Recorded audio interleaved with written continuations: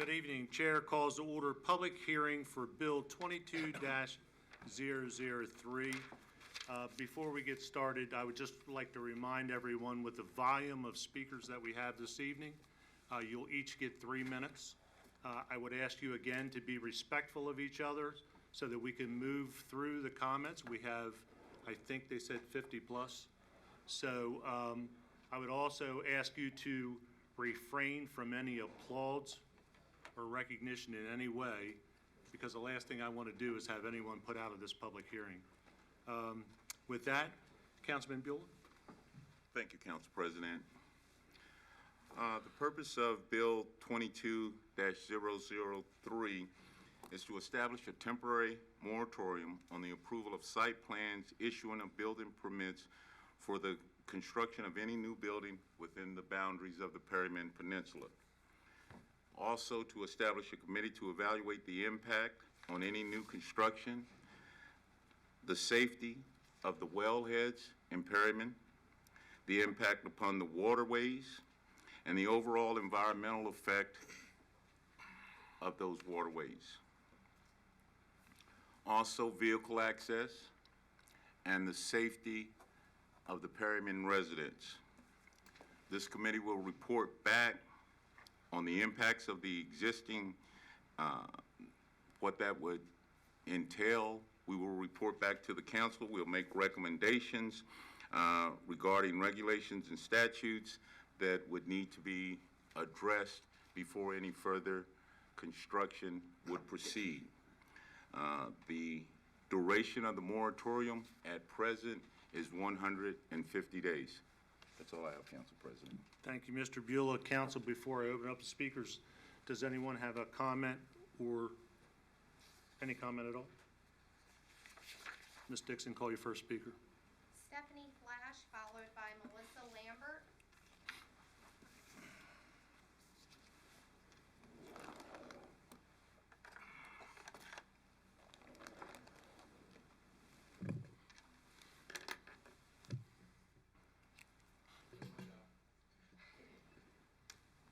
Good evening, ma'am. Good evening. Good evening. I'm here from Name and address for the record, please. Friends of Hartford, P.O. Box 294, Abingdon, Maryland, 21009. Thank you. Friends of Hartford supports the Bill 22-003 with amendments. The Friends of Hartford organization focuses on advocacy for actions and policies for reasonable land use that enhances Hartford County citizens' quality of life. For over 20 years, our work has been a resource used by several residents. Unfortunately, many of our conversations with people are about struggles with traffic congestion, light pollution, air quality issues, and other hardships from development in Hartford County. So based on our experience, a moratorium on the approval of site plans and issuance of new building permits in mixed residential and industrial areas is reasonable. Changes are needed for existing regulations to meet the demands of insufficient protections of citizens' health, water quality, and environmentally sensitive areas. As introduced, the moratorium provides a way to study development impacts and address citizen concerns, but only in a limited region. Friends of Hartford agrees with the need to evaluate the effects of new construction in the Perryman Peninsula, but requests an amendment to include the entire Bush River Basin and unique environmental areas with comparable mixed residential and industrial uses. Thank you. Thank you, ma'am. Melissa Lambert, 220 South Main Street. Good evening, Council President, Council members. I'm here to provide the executive branch response to Bill 2203. We note that there are significant implementation problems in this bill that will be difficult to overcome. Additionally, the use of a moratorium under these circumstances is not permissible. This makes the bill irreparably flawed. As such, the administration cannot support Bill 2203. Thank you. Thank you, ma'am. Henry Gibbons, followed by Leslie Stein.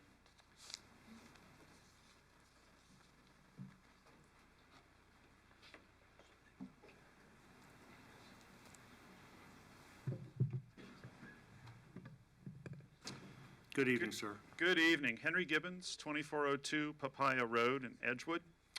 I want to thank you all for the opportunity to speak tonight on, to support the moratorium. After last week's council meeting, I found myself asking exactly what would happen to citizens of Harford County if these developments are allowed to go forward and the truck traffic materializes as expected. So a little bit about me. In my day job, I'm a microbiologist who's developed surrogate organisms of harmless bacteria for the Army with the intent of helping to defend the warfighter from biological threats. And in the course of that work, I've come to be familiar with, though not necessarily an expert in, atmospheric modeling tools that are used to predict where and when exposure to harmful agents might occur should something nasty be released. Disclaimer here, this is my work and does not represent the government's opinion on anything. You'll find in front of you a few charts that resulted from my use of the HighSplit tool that's an atmospheric modeling software made available to the public by the National Oceanographic and Atmospheric Administration. This tool can be used to predict where volcanic ash, radiological contamination, burn plumes, and chemical biological threats would be dispersed in the event of a release. So what you see is two scenarios simulating, there's basically a 1-hour window in a 12-hour release of 6 kilogram of PM 2.5 particulate material. That's less than 2.5 microns. From health perspective, the worst of the worst in aerosol terms because of where they deposit within the lungs. That's characteristic of particulate emissions of diesel exhaust. The amount is based solely on the output of auxiliary power units of your typical tractor for simplicity's sake and does not account for the tailpipe emissions, so it's a simplified model. I've not yet had the time to figure out which of the much more complex source terms for the latter. But I just wanted to know exactly, approximately where this would go with the typical winds in the area, which are found on the last page of the handout you have. You'll note two plumes, which cover Aberdeen and Riverside, respectively, that are modeled on a summer and a winter day.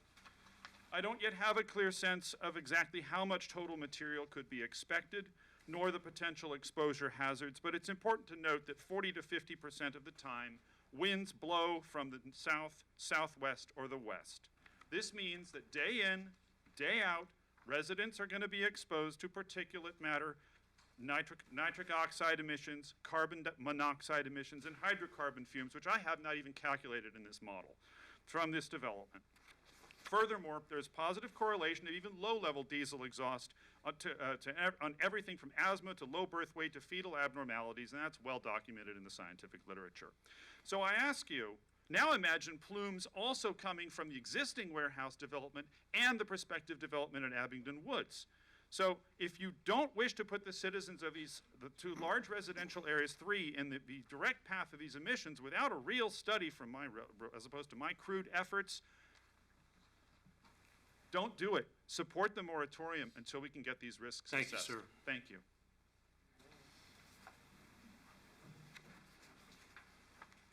Good evening, ma'am. Good evening, Leslie Stein, 810 Fairwind Drive, Bel Air, Maryland. My name is Leslie Stein. I'm the president of the Route 40 Business Association. We promote business and community growth along the Route 40 corridor, which in return benefits Harford County. Thank you to the Harford County Council members for allowing me to speak this evening. In review of the proposed memorandum bill number 22-003, we are in favor of. We feel building a 5.2 million square foot warehouse on the top of a watershed that supports 30% of Harford County is very concerning. The quality of life is a major concern for the residents of Perryman Peninsula, the surrounding areas. We see way too often water contamination cases throughout the United States, and we don't want to be one of them. We understand there are fail-safes that would be in place. However, are there guarantees that will come with them? In addition to the watershed concern, we, the Route 40 Business Association, would like for Harford County Council to consider the negative economic impact to the businesses and residents of the Perryman Peninsula and the continuing to allow mega warehouses being built in one area. Please note, we understand good business practices and growth. We, the Route 40 Business Association, promote these practices. We understand having warehouses in the area bring jobs. What we are hearing is these jobs are limited and employed individuals are coming from other counties. This is not the growth we are looking for. The cost to the residents consistently having to replace mailboxes, yard damage, and vehicle damage from the tractor trailers running up and down the roads is not what we're looking for. Negative impacting the quality of these residents due to stress when leaving and arriving to their home and traffic backed up due to limited road access is not even what we're looking for either. What we would like under consideration is a mixed-use business plan for this area. Mixed-use properties have proven to provide community and economic growth, proven to bring new families to the area that in return bring new businesses. Having the properties developed in a profitable environment would bring long-term economic growth, more importantly, a positive quality for life. This association is supported by this council, and we ask that you consider what we're asking. Thank you. Thank you, ma'am. Pat Pallard, followed by Jeff Hagg.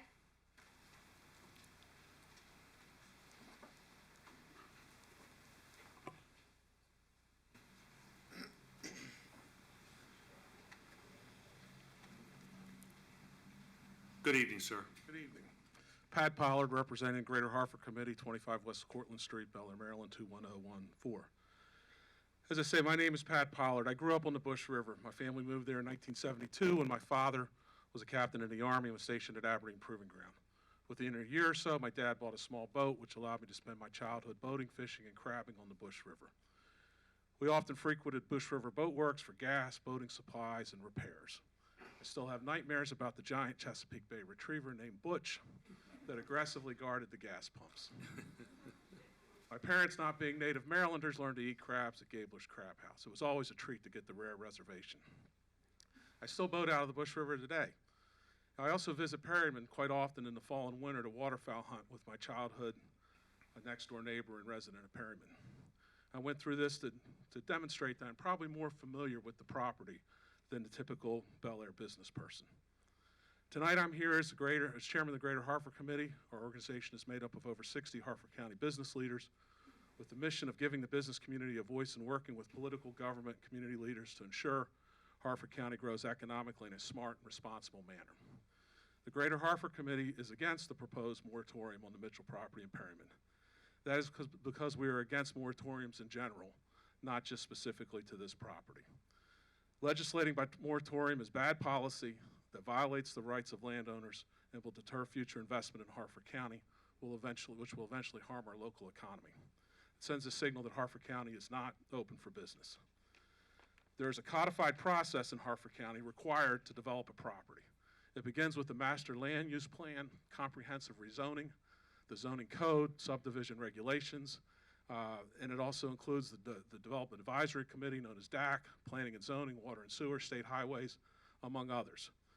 There is ample and encouraged time for public input during this process. Arbitrary moratoriums are not and should not be part of the process. In this case, we encourage the council and the county executive to work together with the property owner, developer, citizens of the community, county and state agencies, and Aberdeen Proving Ground to reach an acceptable outcome using the legal development process without a moratorium. We would expect the property owner and the developer to be held to the current legal process and the standard, but property owners do have their rights. We also support hearing the concerns of the community as part of the process as well. For example, in this case, the county has acknowledged the necessity for a second access to Route 40 for the better part of 2 decades. So we think that this can be accomplished with the right political effort by working together. Finally, I think we need to be careful about going outside of the legal process. This council authorized over $1 million of taxpayer money to pay outside attorneys so that the county could fight an unnecessary and weak legal case against a property owner in Joppa just a few years ago. The case was settled for an undisclosed, but I'm assuming significant amount of money for the landowner. Let's not waste more money by not following the existing laws. If the system is not working, then we need to change it, but arbitrary moratoriums are not the answer. Thank you, sir.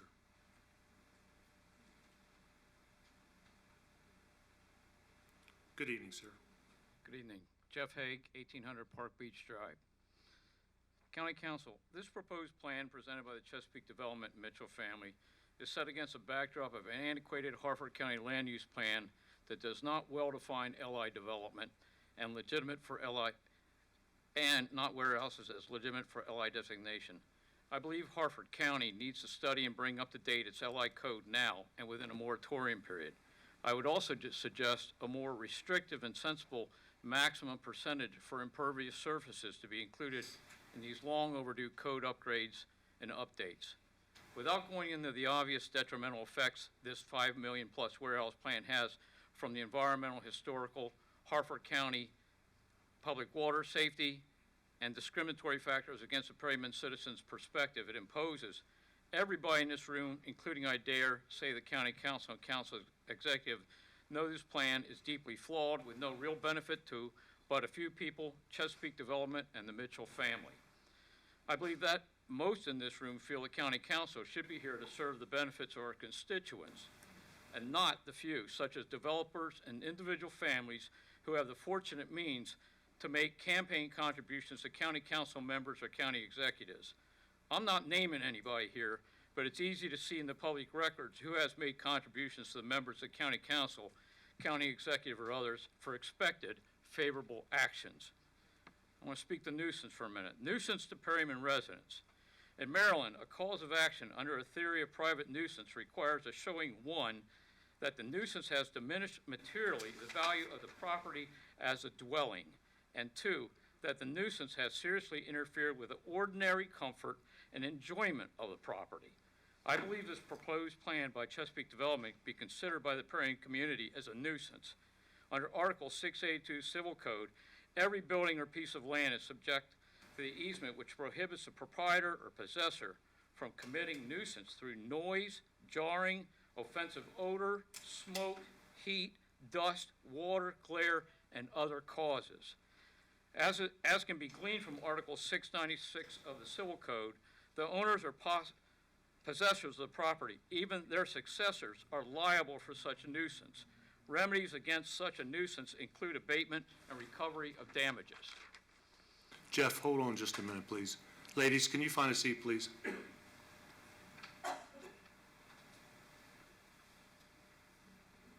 Go ahead, Jeff. Okay. If it can be heard at a distance of at least 50 feet from the place in which it is located, there shall be a prima facie evidence of a violation, and the individual or business operating the same shall be punished by a fine or an imprisonment of not more than 6 months or both. Nuisance is either public or private. A public nuisance affects a community or a neighborhood or any considerable number of persons, although the extent of the annoyance, danger, or damage upon individuals may be unequal. Gentlemen of the County Council, I'll conclude in saying, do what you know is right thing here. Impose the moratorium, and then do your due diligence in addressing the issues that have been brought before you by 3P and the Perryman residents. Thank you. Thank you, sir. Paul Falacci, followed by John Malamo.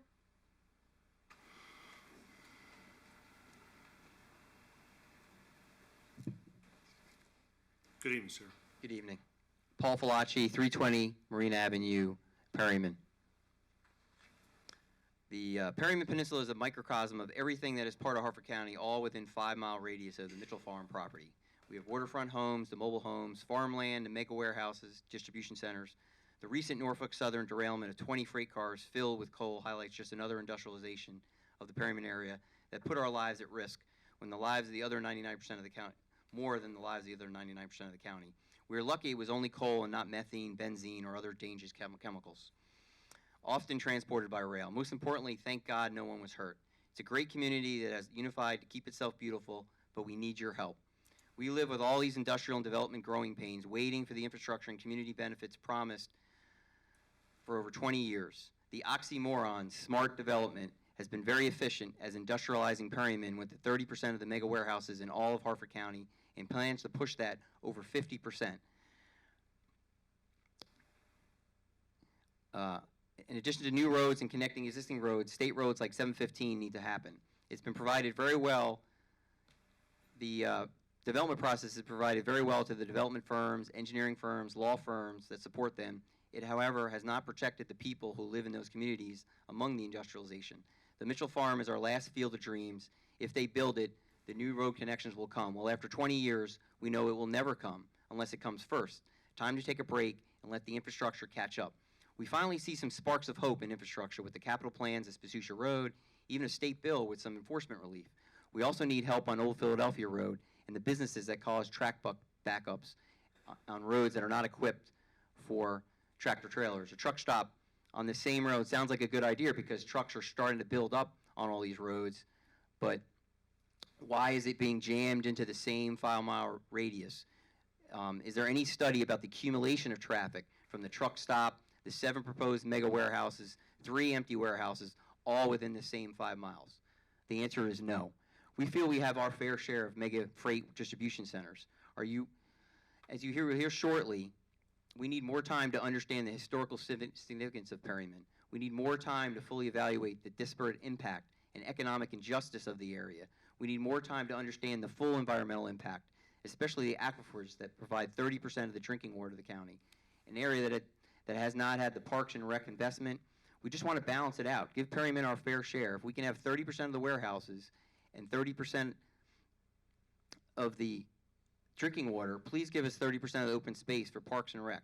Give us 30% of land preservation. We want water access to the Bush River like Abingdon, Edgewood, Joppa, Havre de Grace, Darlington, all the riverfront zip codes except for Perryman and Aberdeen. We have provided factual arguments about the negative effects of both the DAC committee, the county council over the last 3 months. And these inputs are being ignored by the Harford County government, the county executive, until now the county council, where there is a check and balance on the system. This has made our country strong. We are looking for some relief. As you listen to the many stories and facts about the current... Mr. Filacci, please bring your comments to a close. The moratorium is a legislative check and balance. Give Mr. Perryman a Filacci, chance. please Vote bring to your pause. comments to close. Thank you, sir.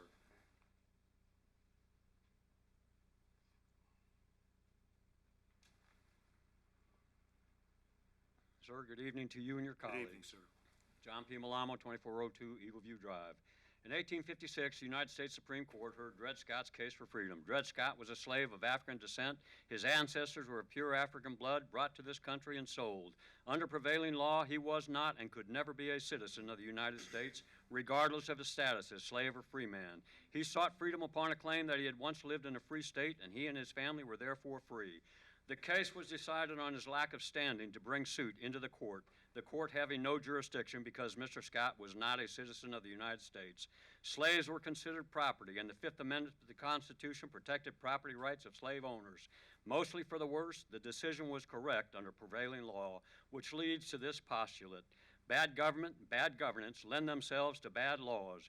A person without rights in law, adversely affected by law, will secure little, if any, relief in the judicial system. In the situation at hand, the landowner has a bundle of rights to exclusive use of property.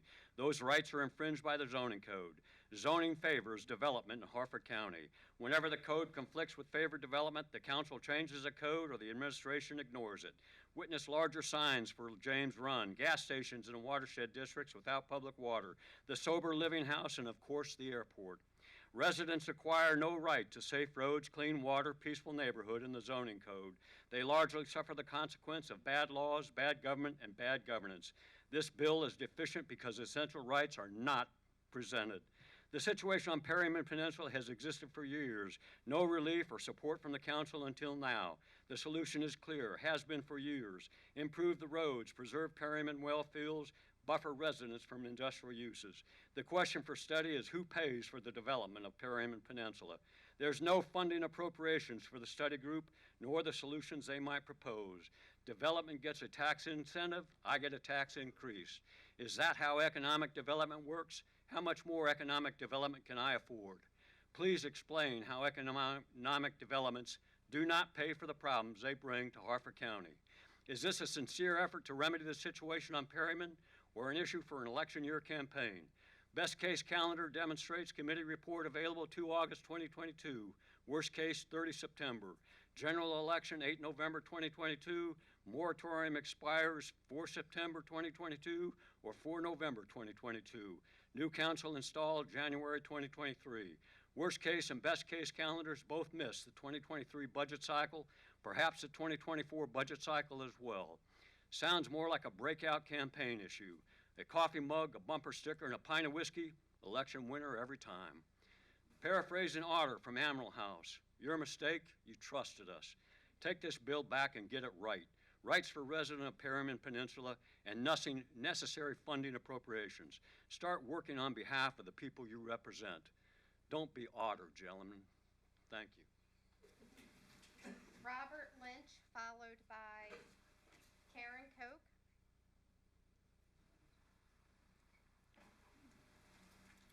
Good evening, sir. Good evening, President Vincenti, members of the council. I am here representing the Chesapeake Real Estate Group. I'm speaking in opposition to the bill before you this evening. This bill is anti-business, and it is an attack on Harford County's own economic development policy, which has been set in motion for the past 30 years. I never thought I would be speaking before this primarily pro-business Republican County Council, who has been asked by one of their Republican colleagues to support a bill that directly tramples on constitutionally protected property rights. Wellfield protection, environmental regulation, traffic issues, stormwater management are all issues addressed by the executive branch. You are all familiar with these regulations because you yourselves have been involved in the codification of this into law. These regulations provide stringent protections of the environment and of the communities if applied properly. It's a function of the legislative branch to create laws. The council's function is not to implement the laws once passed, as that function is strictly a power solely limited to the executive branch.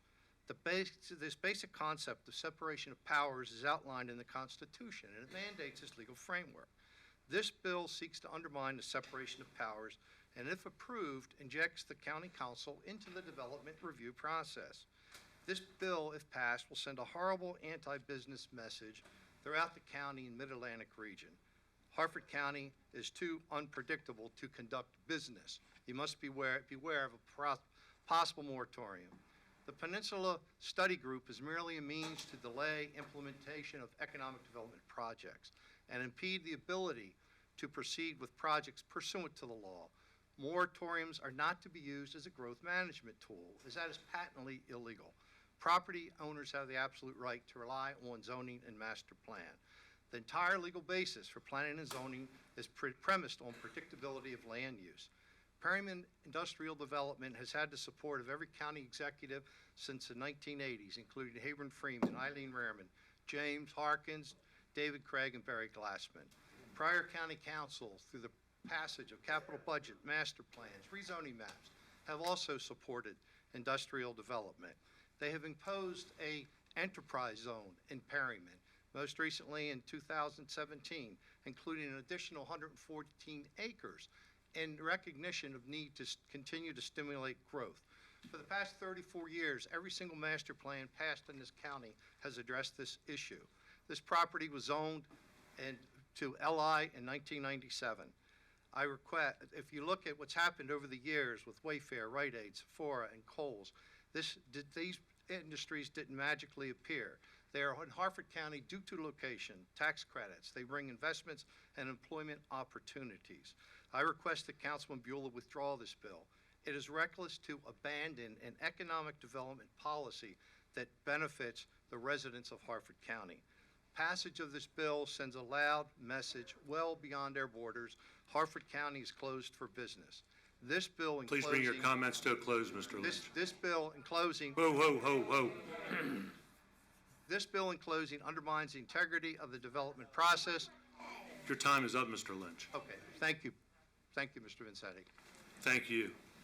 Please, please try to control yourselves, or I'm going to empty this whole chamber and you'll be outside waiting to come in one at a time.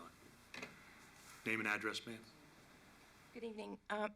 Karen Koch, 2132 Perryman Road, Aberdeen. Good evening, Council President and Council members. I'm here to testify in support of Bill 22-003, Perryman Peninsula Moratorium. For decades, Perryman Peninsula has been a largely residential area with a working farm. This environment has been cherished since my husband purchased our home in 1994. He chose this location for the peace and quiet, the history, the serenity of a refuge to come home to after working in Baltimore City every day. He has poured his heart and soul into this home. His son Jacob was raised with the freedom to play, run, ride bikes, hunt, fish, and experience the childhood that will now be entirely an experience of the past. We have seen change in the past few decades. We are not ignorant that change happens, but with the current proposed plans, our home, along with many, many others, will lose value to the benefit of one family. This area is already easily dumped on because of our demographics. We do not need more warehouses. We do not need more warehouses. In these meetings, we have talked about safety, environmental impact, infrastructure, etc. I want to add to that list the children. How will these mega warehouses with increased tractor-trailer and private car traffic improve the lives of the children of Perryman? The roads are already crumbling. There are few locations with an actual shoulder and no sidewalks. The days are gone of running down the roads barefoot. Perryman Peninsula is not designed to house these mega warehouses. The children of Perryman and surrounding areas will have the gift of toxic pollution from thousands of additional cars, diesel exhaust in their lungs from thousands of trucks, light and sound pollution from an industry that works 24/7. Disgusting trash lining the streets that is thrown there by individuals who do not live on the Perryman Peninsula or care about the peninsula. The children of Perryman are being robbed of their childhood, and somebody is going to get hurt. In closing, I would like to ask you to think about how you would feel if this monstrosity was in your backyard. Would you allow your children to run or bike down the street, your spouse to walk the dog, your grandchildren to play hopscotch, foursquare, or kickball on these roads? Again, somebody is going to get hurt. I cannot sleep at night knowing the extreme negative impact this irresponsible development will have on the children, the future of the Perryman Peninsula. Can you please help us and pass the moratorium? Thank you. Thank you, ma'am. Glenn, there's seats up front here. Susan Byers, followed by Jillian Miller.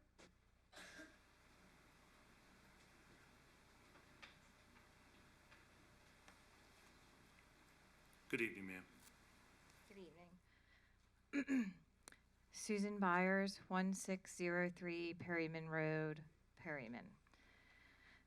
Good evening, Councilman Vincenti and other council members. I would like you to look at this bill not as a vote for or against this development, as everyone is trying to make it out to be. It is not that at all. This bill is simply a bill asking for time. Time to get this right. Time to make the right decision about a very environmentally significant piece of land in Harford County. Getting it wrong is bad for everyone in this county now and forever. Do you understand? You cannot take back. You cannot remake it what it is now once you start digging in it, which is why it's so important to take the time to make sure you have it right. The lady who spoke for administration admits there are a lot of issues with this. Why would you rush through and not address all of the issues? I get there are laws. Make sure that it's done right. It's never a bad idea to double check when it is something this important.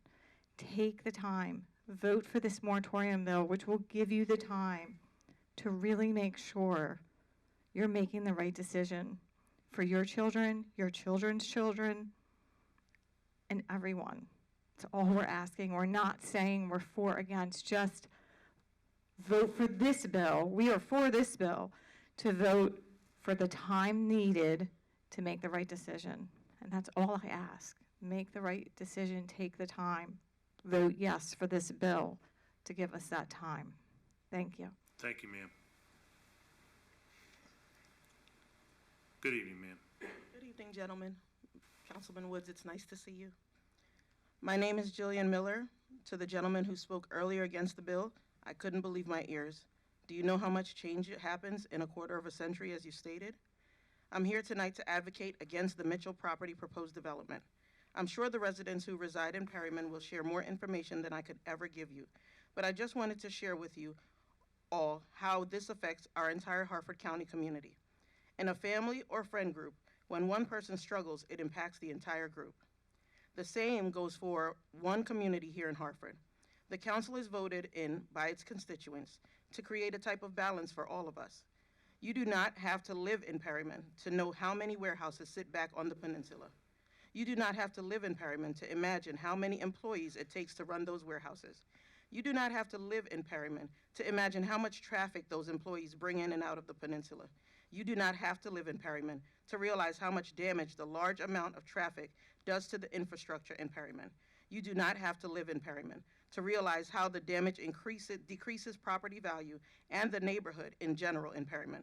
But you do have to live in Perryman for the impact to be so real that you see it in your front yard regularly and get a sickening feeling about safety and pollution, not only air, but water also. Gentlemen, be compassionate enough to sympathize with the folks who have been dedicated and unapologetically brave to continue to come here week after week and maintain so much respect, share facts, and show compassion to you all through Mr. Strode's injury and even Mr. Vincenti's wife's surgery. All they are asking is to be treated the way they have treated you, with respect. Thank you, ma'am. Mark Keeley, followed by Greg Pisano. Good evening, sir. Good evening, Council President and fellow members. My name is Mark Keeley. My address is 7525 Connolly Drive, Hanover, Maryland, 21076. I'm a project manager for Traffic Concepts, and I write traffic impact studies. I have nearly 2 decades of work in Harford County, beginning in 1993 as a transportation planner for the county. In 2005, I started work for Traffic Concepts and conducted many studies throughout the county, including Perryman Peninsula. I'm speaking in opposition to the bill tonight, and like to just go through some of the policies and laws that the county has in place that are both comprehensive and very thorough. Development review in Harford County is set up and publicly adopted regulations to balance the rights of landowners and the surrounding public. There is a zoning code. It's updated every 8 years so that everybody understands what the zoning of each land parcel is. There's an adequate public facility ordinance that the county, when a project plan is submitted to the county and generates more than 249 trips, that starts a process that starts with a community input meeting that the developer holds and invites the community to go over the project. That also starts where the process where I come in, the adequate public facility ordinance for roads. A traffic impact study is required by the county. It's reviewed by the county and by state officials. The traffic study started with a scoping meeting, and at the scoping meeting, the county defines what intersections I'm to study, the methodologies that I use to study the intersections. The county defines growth rates that we are used to apply to intersection turning movements. The county determines the land use code used in manuals to generate trips and determines the rates for traffic. It also determines the percent of passenger cars. A traffic study is essentially made up of 4 steps. It's a 4-step modeling process that's been around for decades. It's trip generation, trip assignment, trip distribution, and mode choice. The county and the state have a say in all of these. The trip generation, I said, is determined and approved by the county and the State Highway Administration. The trip distribution and how trips are assigned to each intersection are approved by both the state and the county. And then, depending on the land use, the number of vehicles, passenger cars, and truck percentages are determined by the county. So there's very little that goes into a traffic impact study at the very beginning that isn't controlled by both the county and the state. In addition to the county regulations in terms of traffic studies, there's also stormwater management and forestation plans that have to be submitted and approved. Please bring your comments to a close, sir. Thank you very much. Thank you, sir. Good evening, sir. Sorry. Greg Pisano, 1826 Park Beach Drive. I'm going to speak about disparity today. But first, Councilman Woods, welcome back. Thank you for your service. We're now in our 4th month of standing in front of this council, stating and restating facts to you and our concerns. At some point, I got to think that you're kind of getting tired of hearing us speak. But what I would like to say is thank you all, because I watch you from this side, and you always pay attention to everything we say, and I know that's got to be tough. I'd also like to ask, I think maybe some of you haven't visited Perryman. Please visit Perryman. Reach out to any Blue Hatter here, and we'll take you on a tour if you'd like. It's a great place. We're not incorporated, as you know, like Bel Air, Aberdeen, or Havre de Grace. We don't have a mayor or a town council, so we need you as our town council. We depend on you to protect us. President Vincenti, I guess you're our mayor, so we look to you. I'm going to read a little bit from the front page of the Aegis article, March 11th. Dr. Sakobi Wilson is an associate the word professor that I'm looking for, with the Maryland Institute for Applied Environmental Health and Department of Epidemiology and Biostatistics in the University of Maryland College Park School of He says that what's happening to the Perryman Peninsula is a form of racism.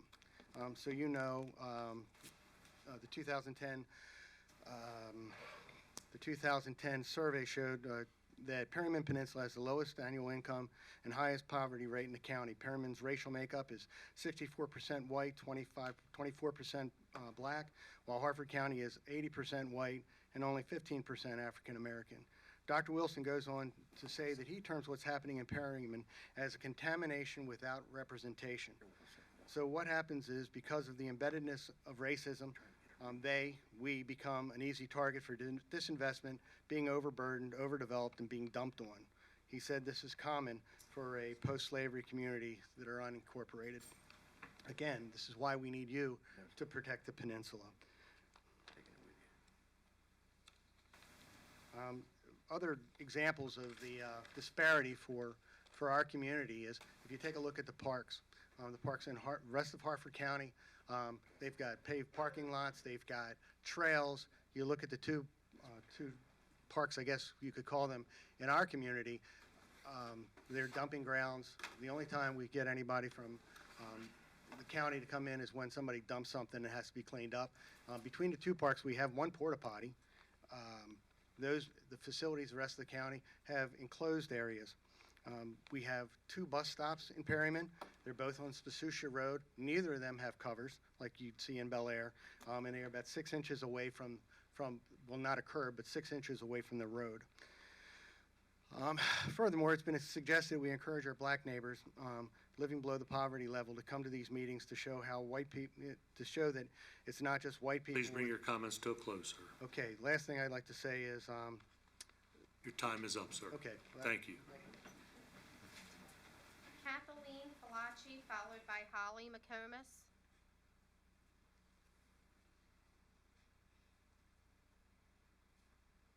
Good evening, ma'am. Good evening, Kathleen Falaci, Perryman. I want to make an observation.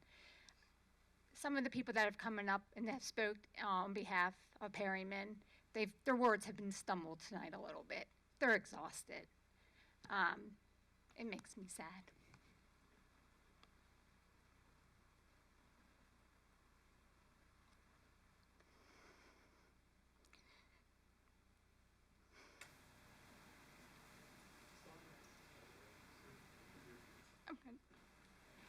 No warehouses, no warehouses, no warehouses, no warehouses, no warehouses, no warehouses, no warehouses, and no warehouses.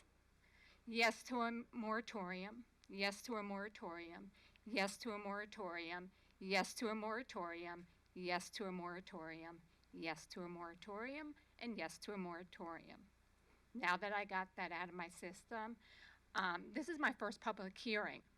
I really don't know what to expect, when we should expect an answer to our vote, or voting for this bill. So, President Vicente, I practiced your name like 10 times. Please enlighten me, because I really don't know. I don't even know who represents me. I do and I don't, but please enlighten me. When can we expect to hear back? I can't answer that tonight, ma'am, but you'll know as soon as we know. Okay. All right. God bless and thank you. Thank you, ma'am.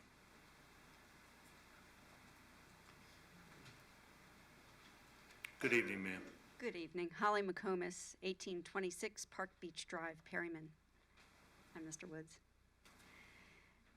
There is a reasonable expectation to a certain quality of life that one should expect to maintain. If you build your home next to an existing railroad track, you expect to hear the rumble of the trains and the blowing of the horns and the shaking of your house, and you really can't complain. The train was there first. If you build your house next to Aberdeen Proving Ground, you're going to hear the testing of munitions and the shaking of the earth while they explode. You really can't complain. If you build your house next to a beautiful 711-acre fertile farmland that has been farmed for generations, surrounded by homes, and then it is developed into 5 mega warehouse structures totaling 5.2 million square feet, 2,000 square feet of retail and service buildings, and 5 million square feet of roadway and parking for 2,178 tractor trailers and 3,773 cars. You can complain. There is no way that the residents of Perryman can maintain their way of life if that happens. You will have 24/7 brilliant lights shining on family homes, slamming tractor trailer doors while the gates are left open and the winds are blowing randomly at 2 and 3 in the morning, blaring undesirable music, employees hollering back and forth using foul language. And how do I know this? Because I have visited and talked to my neighbors who are dealing with this already with the warehouses that have been built under the zoning of this county. I can remember when I lived in Abingdon years ago, the old fire company was across from Cokesbury United Methodist Church. There was a lady across the street that lived in the Czech Republic before she came here. She complained to the county and got the Abingdon Fire Company to turn off their sirens and not use them because it reminded her of the sirens she used to hear during the raids at her house. That was one person and one occasional siren now and then. This is 5 huge warehouses and a boatload of traffic. Otherwise, they wouldn't put that much parking in, right? I understand the purpose of zoning is to control traffic congestion on public roads, to provide adequate light and air, and to promote the conservation of natural resources, including the preservation of productive agricultural land, and conserve the property values. Please support this bill. Give the county enough time to conduct proper studies and not push this project through carelessly, causing irreversible damage. Thank you, ma'am. Terry Anderson, followed by Glenn Gillis.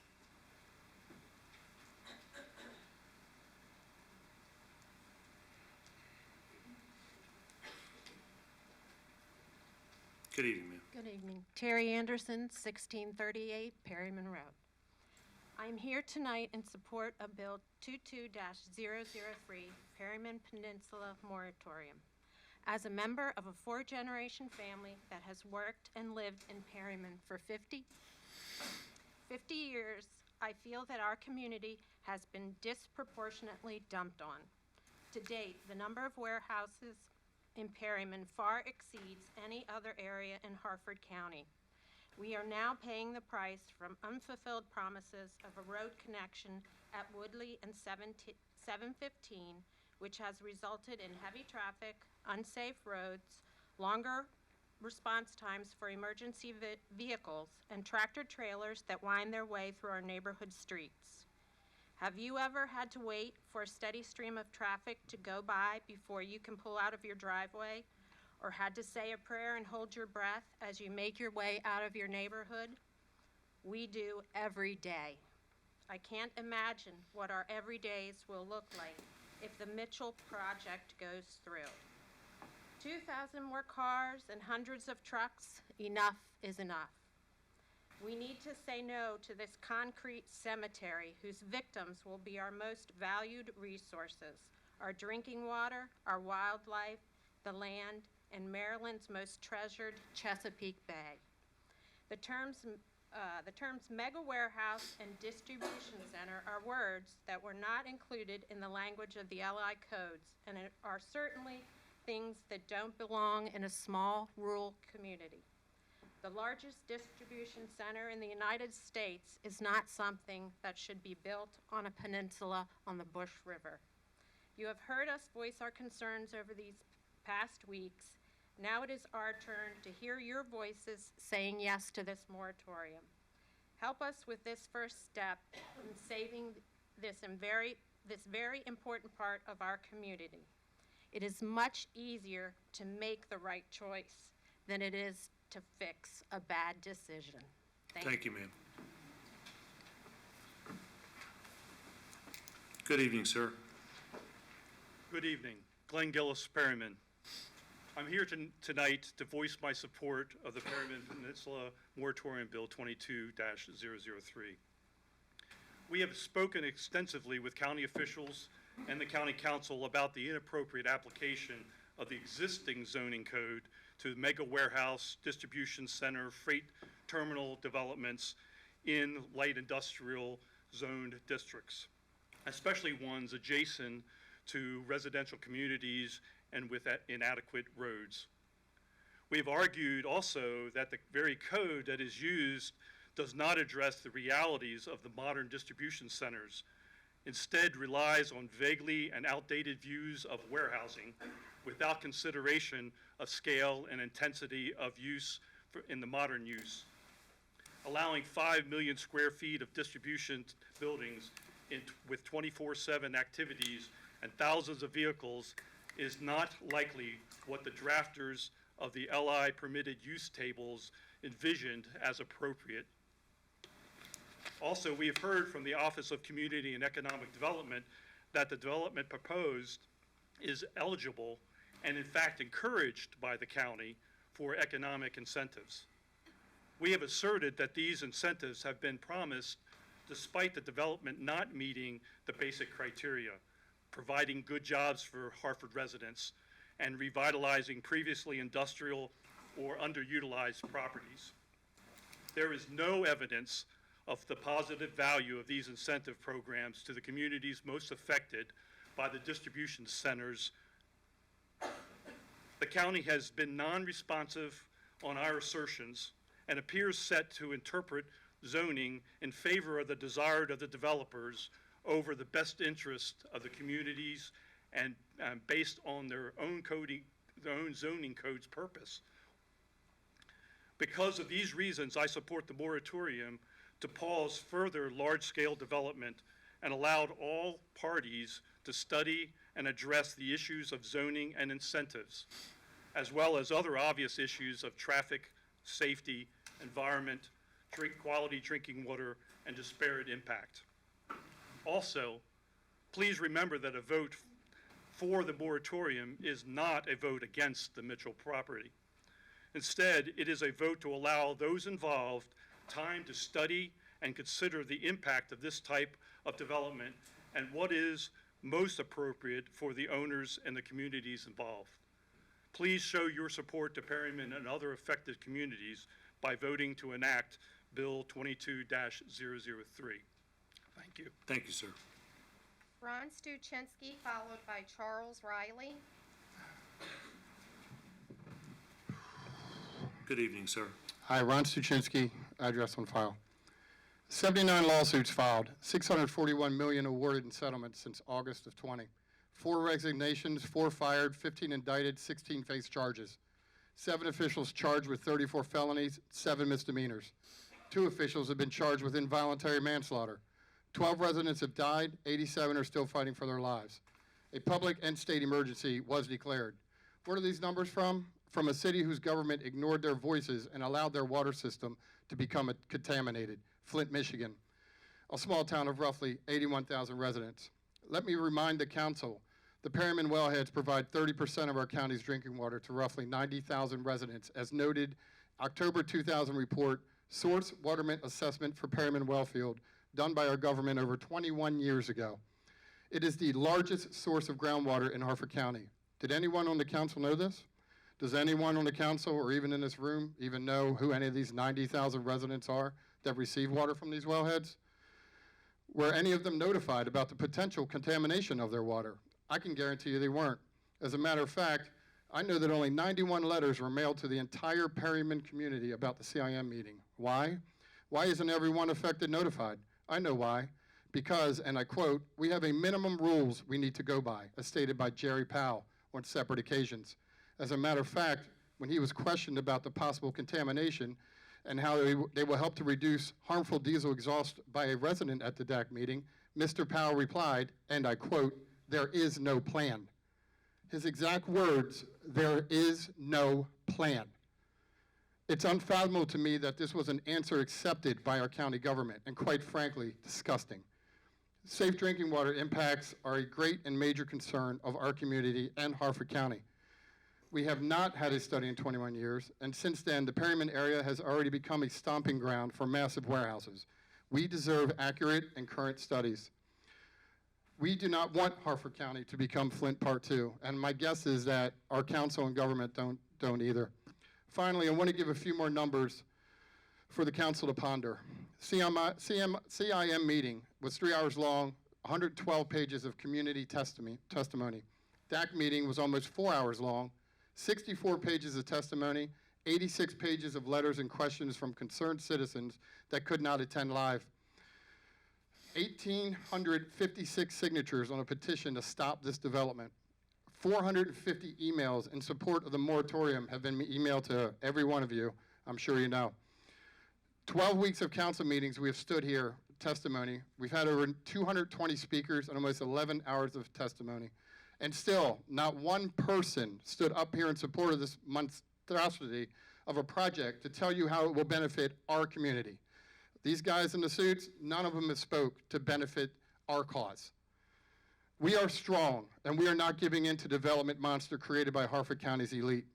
It's time to close that development envelope in southern Harford County and give us the respect and healthy living that we too are entitled to from our government. Please vote yes for this moratorium. Protect Perryman. Thank you, sir. Good evening, sir. Good evening, gentlemen. Chip Riley, Perryman. I had conversations with Chief Montague, Aberdeen Fire Department, and past Chief Steve Hench. They both have many concerns and safety issues in Perryman, one being response times. They both told me the response times as they stand right now are about 13 minutes to areas in Perryman community during normal traffic conditions. Past Chief Hench actually feels it's longer. But during the hours from 3 p.m. to 8 p.m., trucks routinely block South Philadelphia Boulevard between Route 715 and the Perryman Road roundabout. So response times will be longer, they both said. The closest fire apparatus would be coming from their main station on Rogers Street in downtown Aberdeen. That kind of response time, in my opinion, is unacceptable, and it's as we live in a rural area out in Montana or Wyoming. But no, we live in Perryman, Maryland. Chief Montague and Hinch both said the Woodley Road and Route 715 connection needs to be completed before any new construction done in Perryman community. Chief Hinch was adamant about that connection being completed. Bill Snyder, fire safety person, advocate for DAC, feels the same way, and he has been requesting that project be done since 2014, with previous warehouse construction slated for Perryman. Well, the community also feels that needs to be done, and I know most members of the local and state government also feel the same way. Seems everyone knows that the 715 and Woodley Road connection needs to be completed before any new development is done in Perryman. Seems everyone knows by now that's not happening anytime soon, and if it does, it won't be for many years down the road. That should be enough to stop this development. This past week, we experienced a train derailment on Amtrak next to Perryman Road. Chief Hench said the fire department wasn't even notified. If it was a hazmat incident, it could have been disastrous to the lower peninsula. Only one way in and out for emergency equipment. As a retired fire marshal, and many, if not all, fire EMS experts in the local jurisdiction have all said this is an extremely bad idea and plan for Perryman. The chances of a hazmat or severe life safety incidents are already too high in the Perryman community. No new warehouses tomorrow. Please vote yes for this moratorium. Thanks and God bless. Thank you, sir. Parker Mitchell, followed by Sherry Riley.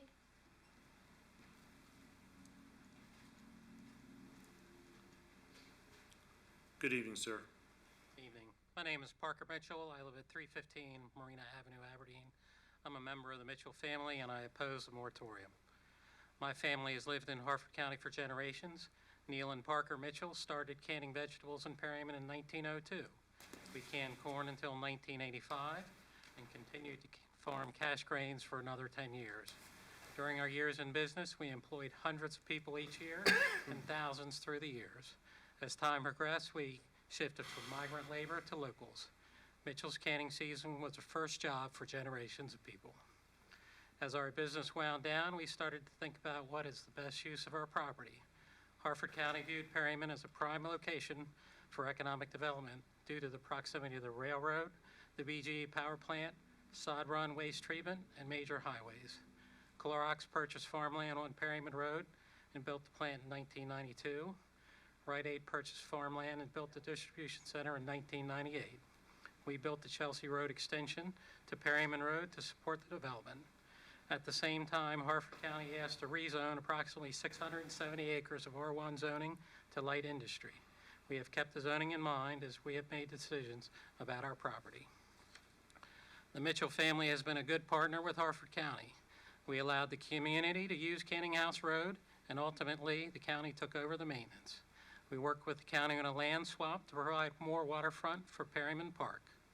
We agreed to provide a utility easement for a 36-inch sewer main that serves thousands and thousands of people in Abington and Bel Air. The master plan for Perryman to be a key growth area has been a huge success. There are 12 million square feet of commercial properties on the peninsula that provide thousands of jobs and millions in property tax revenue. Our recent Harford County Economic Development article proclaims why Harford County is ideal for growing logistics operations. Every business that has moved to Perryman has been celebrated by Harford County. The moratorium is an assault on our property rights. The project this bill targets is a legal use per county zoning regulations. The county will only approve the project if it meets all the regulations now in effect. The developer will make the infrastructure improvements required by the state and the county. The goal of the community group here is to stop the project regardless of the consequences. The legislation would penalize existing businesses in the area by preventing them from expanding their buildings, and no landowner could even build a house on the peninsula. The moratorium is bad policy and should be rejected. Thank you. Thank you, sir.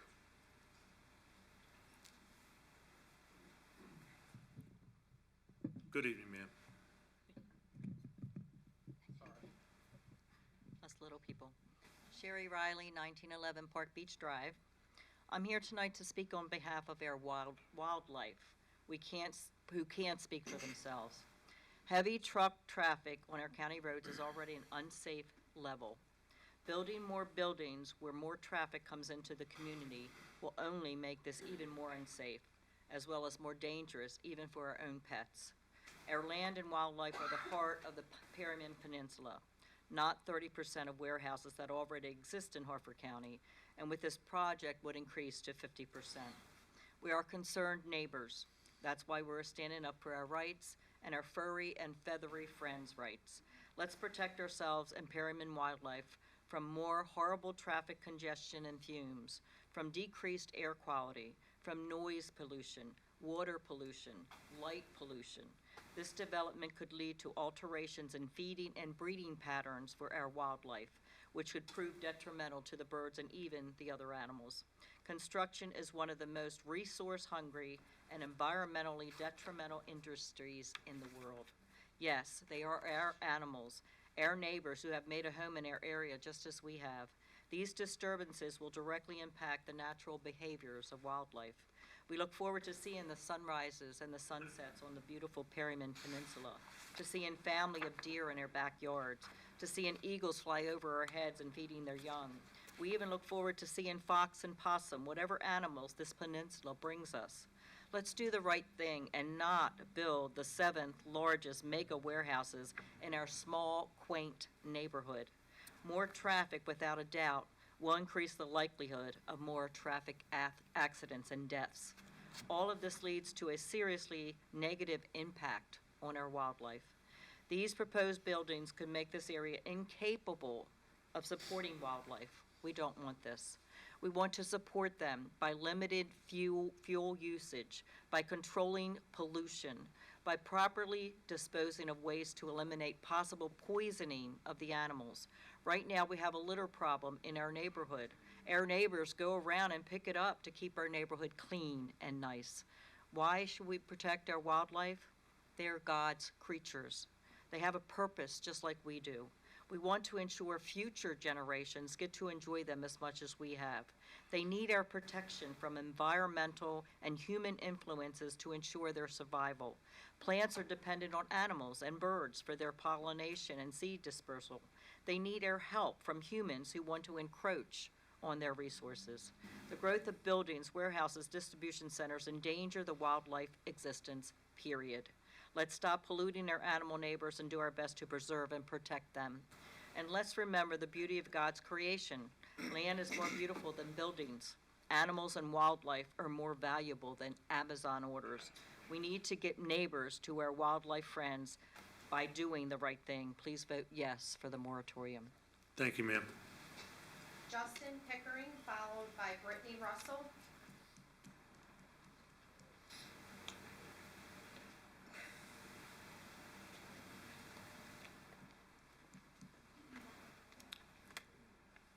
I'm going to call Mr. Pickering again. Justin Pickering. Okay. More short people. Brittany Russell, 1828 Park Beach Drive. Good evening, Council. Tonight I'm here to ask you to vote to pass this moratorium until we have a full and deep understanding about the environmental impact that this project has on our fragile ecosystem. This project is projected to bring in over 1,000 additional trucks per day. Who will be responsible for monitoring these idle trucks? We know that current management over the trucks is a struggle to non-existent. Aberdeen Police Department, thank you, has put up signs stating no stopping or idling, yet it's still happening. So what's going to change to ensure that this problem is not exacerbated when thousands more trucks are entering our peninsula? Who will be responsible for monitoring the air quality and ensuring the air that residents are breathing is not toxic? In the summer, these trucks will be sitting idly with air conditioners running, and in the winter, they're heat. Diesel exhaust fumes cause coronary and pulmonary issues. It's carcinogenic. Poor air quality is linked to premature death, cancer, and long-term damage to respiratory and cardiovascular systems. We are looking at potentially another diesel death zone. Will the county accept responsibility for these health conditions and provide medical coverage for those affected due to this industrial project? How can this project possibly move forward with potentially deadly results for its residents? The peninsula is home to the Perryman well field. Are the projected infiltration ponds strong enough to equal the water withdrawal? We know from large amounts of existing impervious surfaces that the Mitchell Farm project will cause more subsurface water to be drawn from other areas, such as APG, contributing to additional well closures due to contamination. The grounds of APG have known pollutants, including a currently mitigated TCE plume. This all threatens the drinking water of Harford County citizens. Who is monitoring this and how often? If all the wells become contaminated, what is the plan to get water from additional sources, and who will pay for it? What steps are being taken to improve the health of the Bush River? For years, sewage pipes went directly into the river.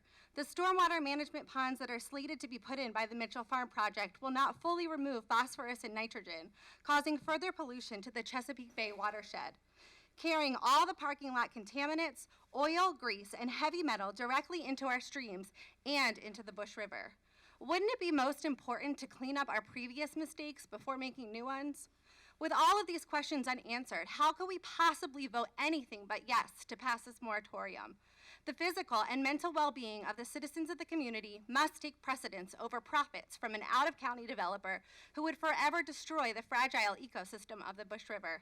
Once the payment goes down, it can't be undone. Vote to pass this moratorium so that you can do your due diligence. We know that environmental impacts are directly related to human health. There is nothing, not one thing, that is more important than the safety and welfare of our environment and our citizens. And with that, again, I ask you to vote to pass. Thank you, ma'am. Ken Shannon, followed by Kate McDonald.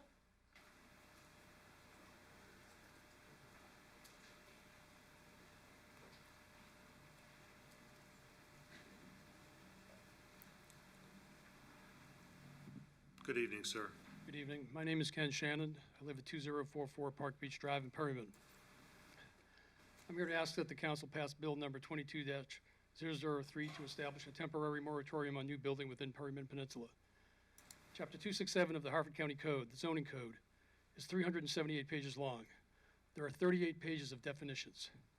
There are a lot of places in that large document for the unscrupulous to twist the chapters and sections and words of the code into a form that gives them an advantage over less sophisticated or preoccupied people whose lives would be impacted by the inappropriate application of the code. Fortunately, on the first page of the zoning code, its purpose is clearly stated. It is to promote the health, safety, morals, and general welfare of the community. However, the number and size of current warehouses and freight terminals on Perryman Peninsula flies in the face of that purpose. These buildings are in direct contradiction and opposition to the health, safety, and welfare of the Perryman community. On that first page of the zoning code, it also states that the code is designed to control traffic congestion on public roads. The roads in Perryman are already too congested. Cars traveling from the existing 9.7 million square feet of Perryman warehouses and freight terminals, that's 39% of all the large warehouses in Harford County. Back up on Spasucia Road at the Route 40 light all the way past Old Stepney Road. It takes multiple cycles of the light to get off Spasucia Road at shift change. Page 1 of the zoning code also says that the code is designed to promote the conservation of natural resources, including the preservation of productive agricultural land. Many acres of Perryman farms have already succumbed to bulldozers that cleared the land for existing warehouses. The proposed Mitchell property development will pave over hundreds more acres of productive agricultural land. It also says on page 1 of the zoning code that it is designed to prevent environmental pollution. But the Maryland Department of Environment has not updated the source water assessment for the Perryman well field for 21 years. Since that time, 8,980,000 square feet of warehouses and freight terminals have been built on the Perryman Peninsula. The increase in impervious surface created by those buildings, their parking lots, and new roads has not been examined. Page 1 of the zoning code says that provisions of code shall not be interpreted so as to interfere with the use of a person's home with respect to those uses commonly associated with the enjoyment of the home.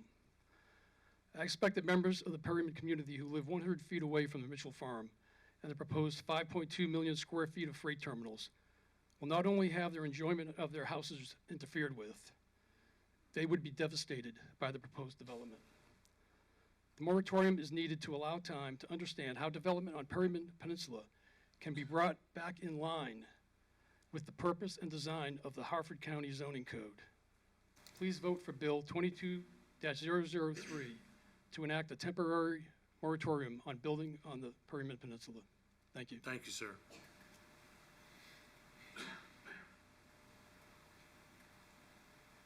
Good evening, ma'am. Good evening. Kate McDonald, 2100 Park Beach Drive. I'm here tonight in support of Moratorium Bill 22003. There are significant issues with the development of this magnitude with devastating social and environmental consequences. So the county needs to take the time and not just push this development through the process, allowing variances and liberal interpretations of the zoning code. Environmental injustice. Nobody wants to be accused of it, but being the target of it can be deadly. In the March 11th article in the Aegis, a professor from the University of Maryland College Park School of Public Health called it contamination without representation. stating that the unincorporated status of Perryman, along with its demographic makeup, has led to disinvestment and overdevelopment with the dumping of freight distribution centers that bring high concentrated volumes of diesel traffic and pollution. This is a form of environmental discrimination when it's concentrated in areas with a higher population of minority residents and lower income households. After the meeting last week, I asked my husband, who has a PhD in condensed matter physics and is a research scientist, to do some research on the topic of diesel death zones, and specifically diesel particulate matter pollution.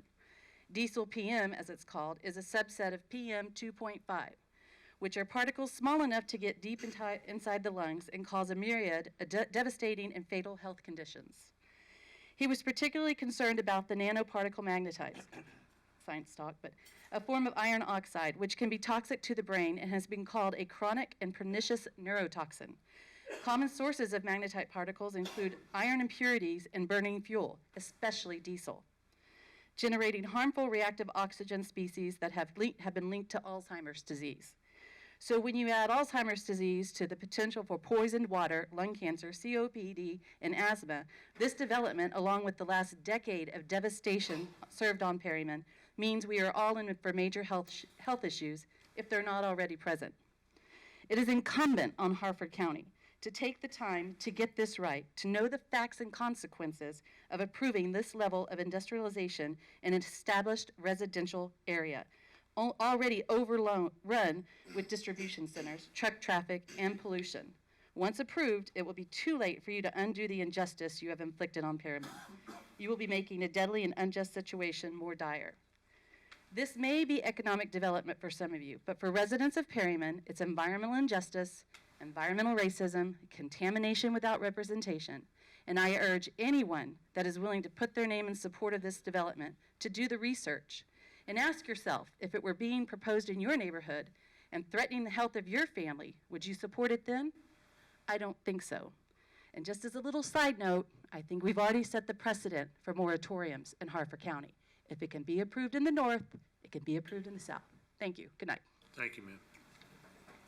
Matt Lowerway, followed by Chuck Mazan.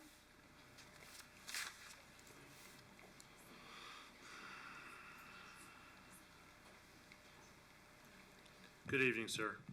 Good evening. Thanks, Ron. Matt Laraway, 1343 Ashton Road, Hanover, Maryland.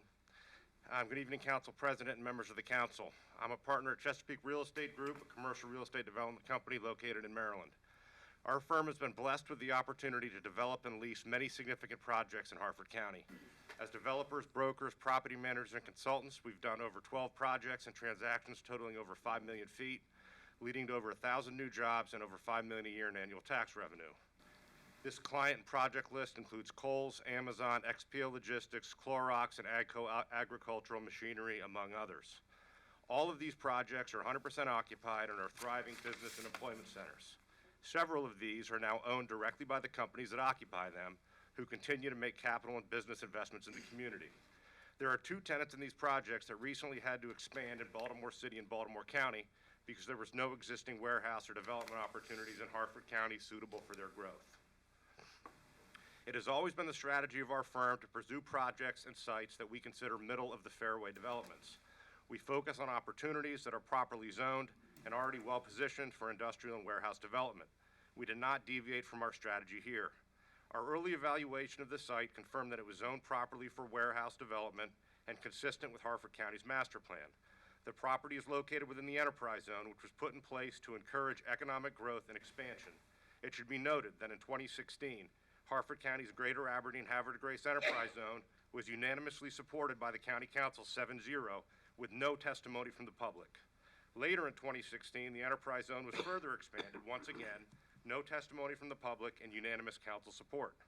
Lastly, in 2017, in a resolution proposed by Councilman Beulah, the Enterprise Zone was further expanded by another 114 acres in Perryman to further industrial growth and economic development, and once again, no testimony from the public and passed with unanimous county support.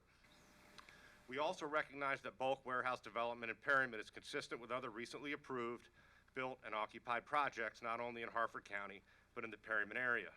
In fact, 74% of the land in Perryman is zoned for industrial use. Perryman has high-speed passenger rail, freight rail, a power plant, a wastewater treatment plant, and approximately 12 million square feet of existing industrial. It is adjacent to Aberdeen Proving Ground, a military installation that has been developing and testing weapons since 1917.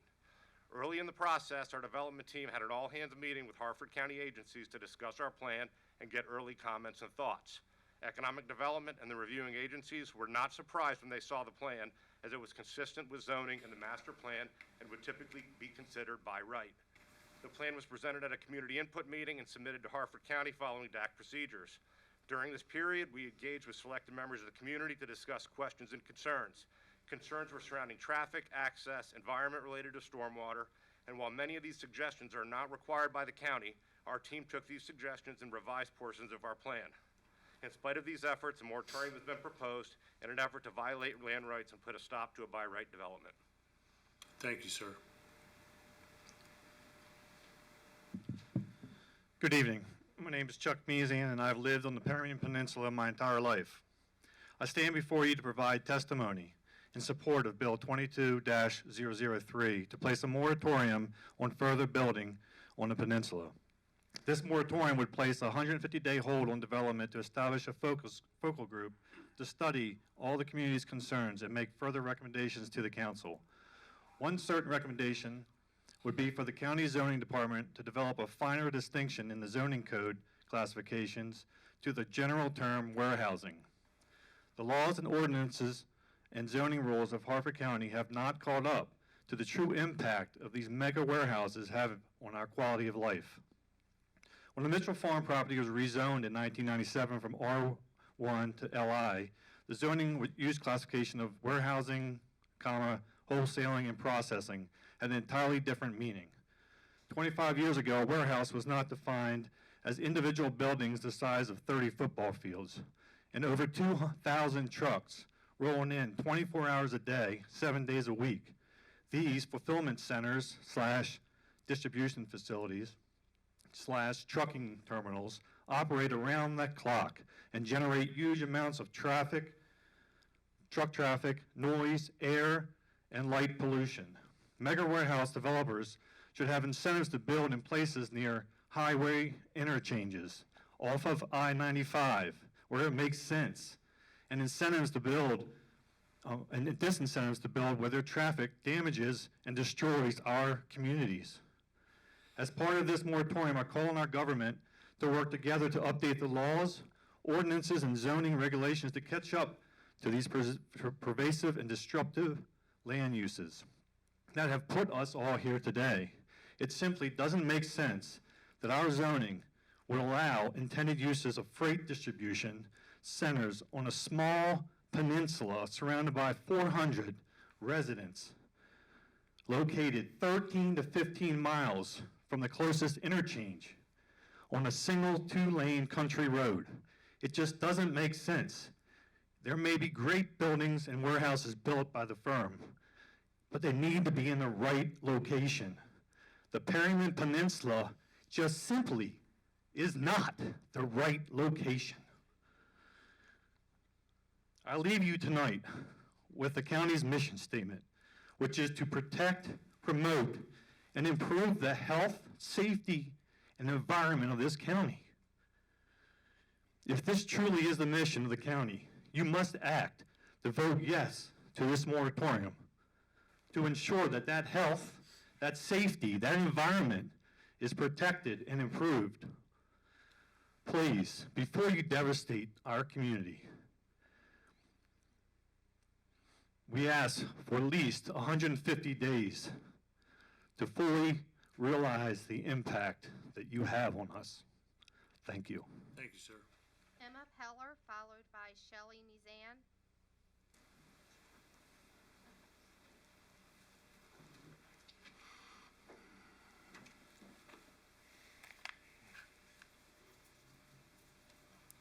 Good evening, ma'am. Good evening. Emma Peller, Bel Air. My address is on file. I'm here today to ask you to help me take a small but powerful step for our environment by voting to pass Bill 22-003. I don't live in the peninsula, so I can't speak about some of the safety concerns many are going to discuss and have been discussing for months now. However, the environmental impacts of this mega warehouse complex will affect the entire county and beyond. I am 19 years old, and I have grown up in a world forever damaged by climate change. It's an impending doom, an existential threat that hangs over me and my entire generation. We did not choose this. It is the world that we inherited from your generations. The Harford County that I have grown up in looks pretty different from the Harford County you grew up in. It's a lot less green and has a lot more pavement. I'm afraid to think about what the world will look like, what it will be like when my future children grow up if we do not take action today. Ever since we learned about global warming in elementary school, I've tried to do my part.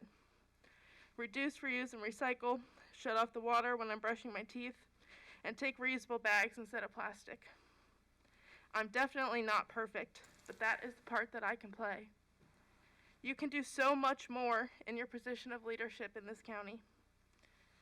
The folks who live in Perryman deserve to have their environment, their land, and their river protected by you.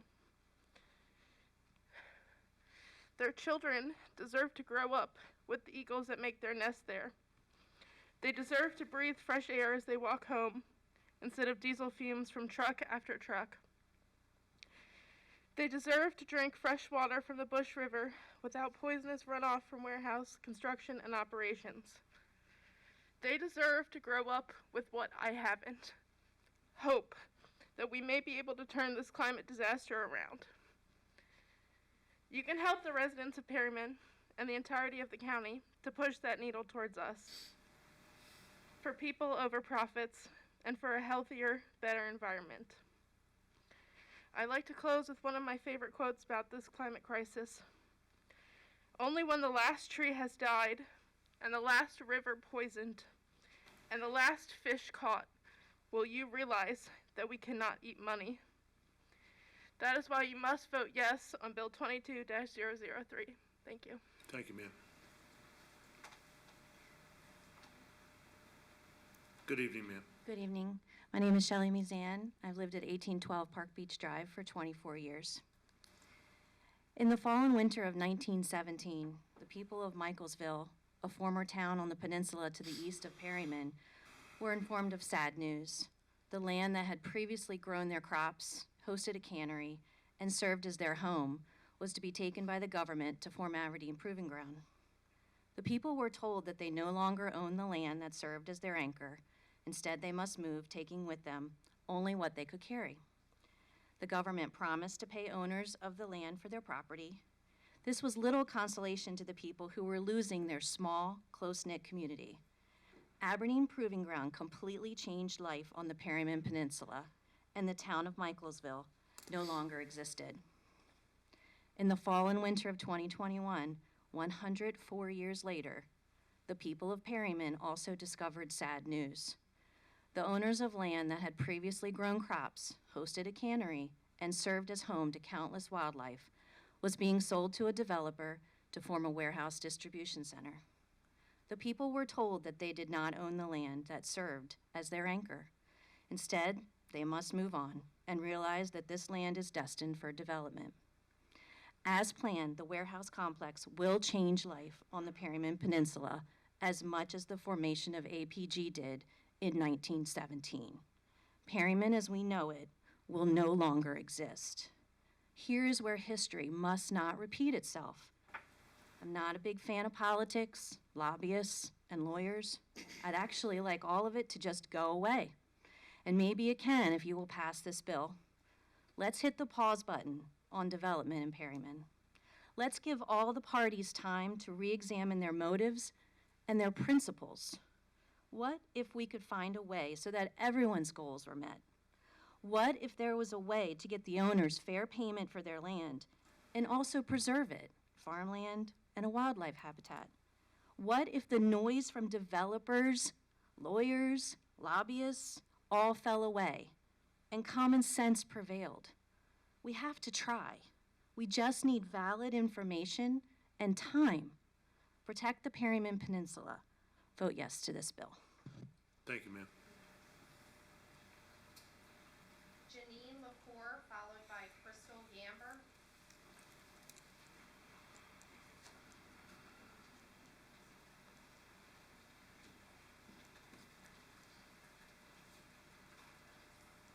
Good evening, ma'am. Good evening.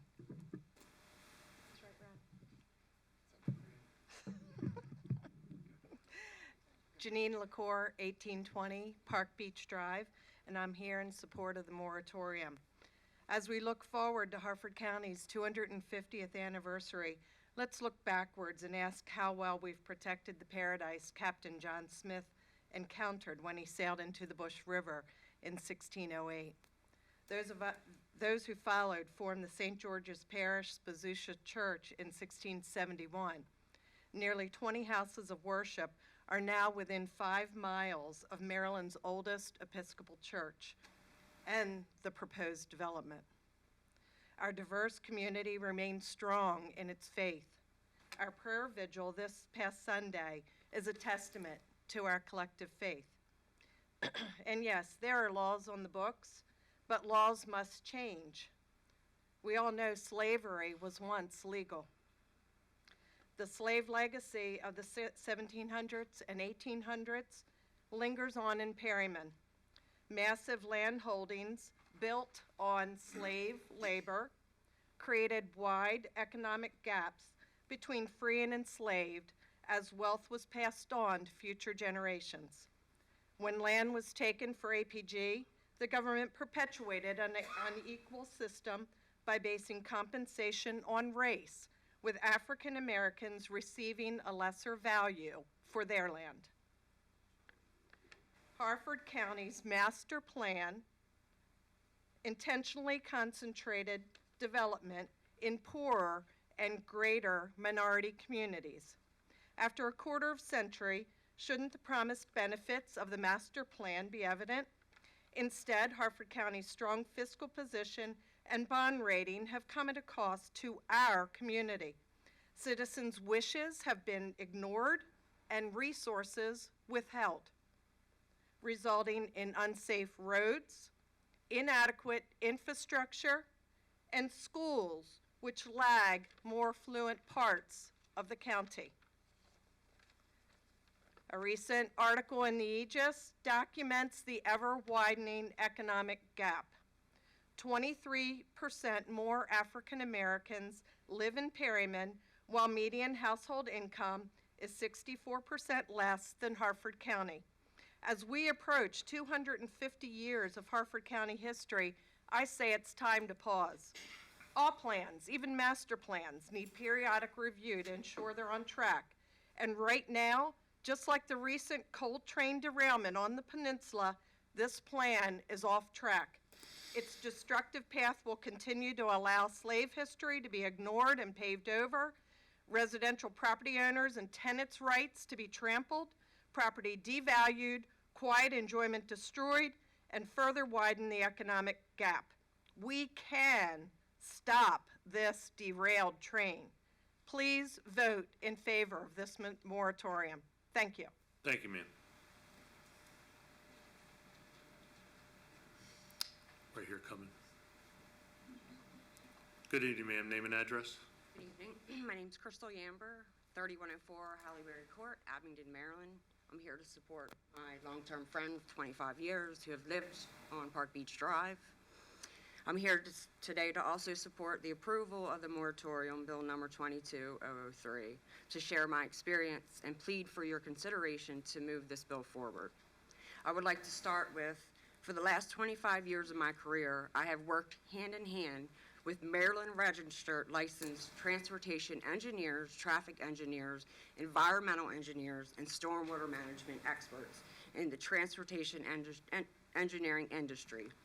With this experience, I have gained knowledge and insight of the design process from pre-planning and construction, and the necessary steps that need to be considered before even starting a design of this project type, size, and location, especially on a watershed. Major factors always include safety and traffic, environmental, and water, stormwater management, low impact development, and best practices that the EPA requires for you to federally mandate in your county. With that said, having only 3 minutes, I have decided to go with my own personal story and speak on traffic safety and why performing additional and accurate traffic studies and analysis are necessary and crucial for the residents in the community of Perryman. I hope that you will realize why this is important and move forward with the bill. On Friday, November 20th, 2015, around 5 p.m., my 19-year-old son borrowed my car to go shopping at the Harford Mall.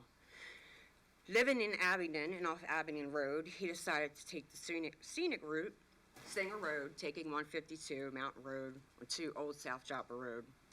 The width of Old Joppa Road is very similar to Perryman Road and those around it. No sidewalks, no shoulders, no right-of-way, no room for error.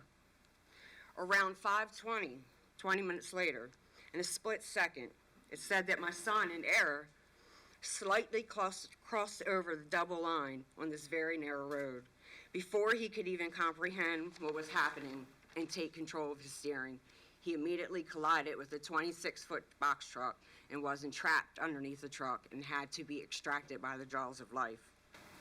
He was then flown to shock trauma, and when I arrived at the hospital, I was told he suffered 3 brain contusions, multiple injuries, and needless to say, 2 hours later, after he left my home, I had to make the hardest decision in life and agree to take my son off life support.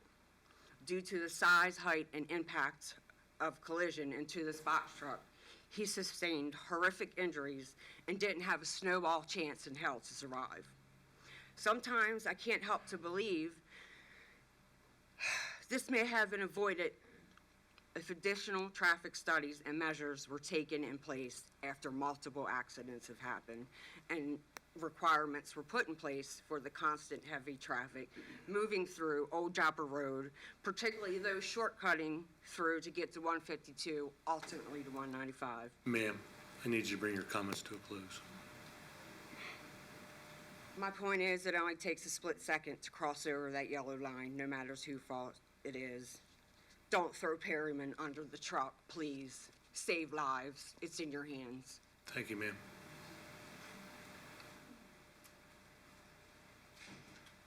Brenda Patton, followed by Coral Phillips.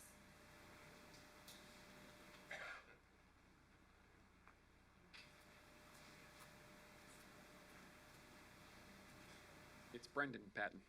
I just realized that, sorry. I wasn't going to make that mistake again. Go ahead, sir. 2054 Park Beach Drive. My wife and I are in support of the moratorium. I was reading over the Harford County zoning code today, and out of the permitted use charts, not permitted in LI zoning, truck stops or truck terminals, freight terminals, towing business or storage facilities, school bus storage, or commercial vehicle storage. The last time I saw this proposed plan, it had thousands of spaces for commercial vehicle storage. So given that, the prohibited uses that I just listed, and the fact for the past 8 years, public safety personnel have expressed concern over the Perryman Peninsula, over access to it, the county still continues to approve warehouses and light industrial zoning. These aren't really warehouses, that's just a nice way to say freight terminal, because freight terminals aren't permitted. So the moratorium will allow stakeholders from the community to come together and define where these freight terminals belong and what the zoning code should be, what should be improved in the zoning code to make sure they don't go in the wrong places. So you've heard over the last couple weeks dozens of reasons why this moratorium is a good idea. But if that's not enough, just remember you have a room full of very organized people here who will remember how you vote. Thank you. Thank you, sir. Good evening, ma'am. Hi, my name's Coral Phillips. I'm from Joppa, Maryland.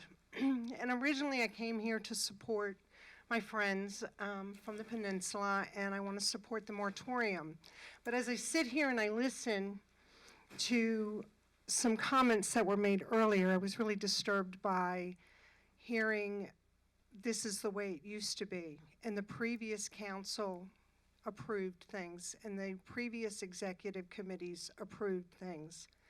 It's kind of disturbing because it used to be legal to own somebody, but it's not, because people stood up and people decided to make change because it was wrong. And I sit here and I listen to people from Perryman, and they're not an overly emotional group of people. They're people that are providing you with data and information.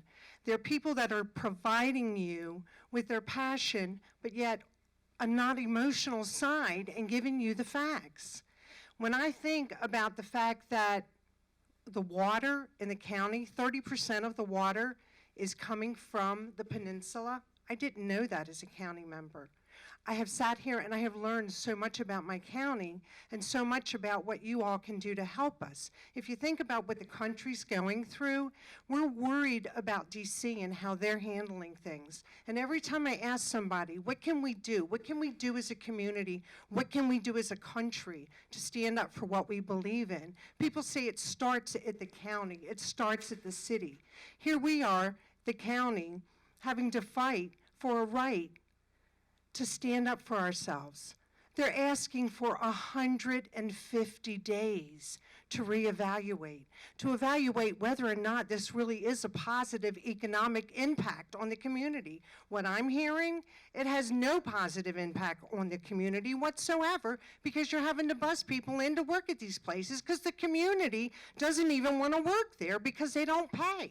Why can't we focus on things like good roads? I talked to the president at Hartford Community College the other day, and what did she say? She has trouble getting people from Edgewood, Joppa, and Perryman to the college because the transportation is so bad.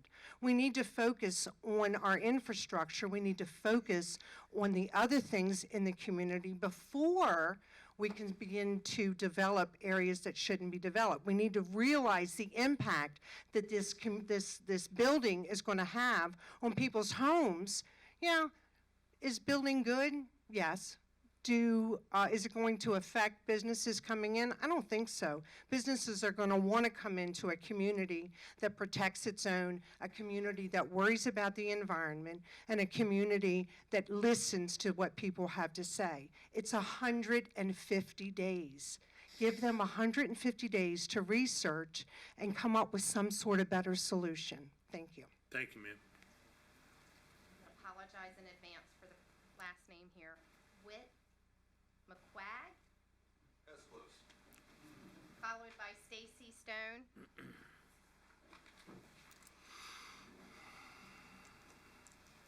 For the record, it's Whit McQuaig. Thank you. Good evening, Council President, members of the council. Again, Whit McQuaig. I'm the Vice President of Development for Chesapeake Real Estate Group in Hanover, Maryland. In my role, I'm tasked with helping navigate the development process. It's agreed within our industry that the most challenging part of the development process is obtaining county and state approvals for any given project. This challenge is due solely to the rigorous standards and regulations created to ensure that a proposed development can be met with adequate public facilities, otherwise referred to as infrastructure, and that the development minimizes its impact on valuable natural resources. Bill 22-3 surmises that allowing additional development on the Perryman Peninsula without consideration of the safety of Perryman's wells, vehicle access, and preservation of environmental resources is misguided. As such, the bill implies that there's an inadequate approval process that's currently carried out by Hartford County and the state of Maryland government agencies. There are 19 distinct county and state agencies that review a development application today. If I had more than 3 minutes, I would list them all. But these agencies, which staff thousands of career professionals, are tasked with reviewing a proposed development's conformance with the regulations that specifically address issues such as the impact on Perryman Wellfield, the vehicular and pedestrian infrastructure, the preservation of the environment, and many, many more considerations. Bill 22-3 doesn't raise a single topic that isn't already considered and thoroughly vetted through the existing process of development plan review that we have today. Bill 22-3 proposes to establish a study group to evaluate future development's impact on the peninsula. Yet, all the proposed study group representatives listed in this bill are already involved in the approval process we have today. This bill doesn't beneficially change the agencies or the stakeholders involved in the process. The only real change proposed is to exclude the applicant who is seeking approvals. Bill 22-3 fails to propose any meaningful change to the current review process, either in substance of the topic studied or who they are studied by. The bill simply halts the current process to replace it with a duplicative process. As such, it's difficult to ascertain the value proposal of this bill. It seems only designed to stop a single landowner from exercising its constitutionally protected land rights. I ask that you consider whether this bill will create any positive, necessary change to the current development review process, or if it simply undermines the lawful process we have today to stop a single project. Thank you for your time. Thank you, sir.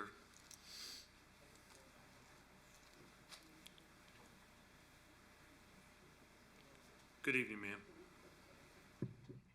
Thank you. Good evening. It's Stacy Stone, 2106 Park Beach Drive, Perryman. As a licensed civil engineer in the state of Maryland who designs roadways, it is my job to ensure that the projects that I work on are designed in a safe manner and meet the needs of the traveling public. I can say in no uncertain terms that the roadway system as it stands in Perryman right now does not meet these industry standards of safety and efficiency of movement. The primary route into Perryman, Maryland, 159 or Perryman Road, is currently not designed for the traffic that is on it today. It is failing at the northern end of the project, and the patches that are done by the State Highway Administration are not a fix. We are asking with this moratorium that time is made to evaluate all of the impacts that this additional traffic is going to do on the Perryman Peninsula. So a little history. In 2001, transportation study was done for Perryman, but the needed roadway improvements in 2001 were too expensive for the county and the state of Maryland to fund. Yet an influx of warehouses continued with only minor improvements on the Perryman Peninsula. Per the county's 2016 master plan, it calls for a corridor capacity study and land preservation study. Yet 6 years later, these studies have not been done. Per the 2016 master plan, says that the safe and efficient movement of freight is prioritized, and it recommends construction of a freight traffic road in Perryman, and specifically the connection to 715 is needed for safer and more efficient movement of the truck traffic. Yet the design of this connection 6 years later has just begun. The 2016 master plan calls for a parking study near the Maryland 543 and I-95 interchange. You know what's there? You know what's going in there? It's a mixed-use development. I respectfully request that you vote on Bill 22-3. I have determined that this bill is necessary so that the proper studies that were needed per the county master plan are put into place. This time is needed, and it's necessary, and it will make a difference. Thank you. Thank you, ma'am. Lee Maddox, followed by Sharon Warnick.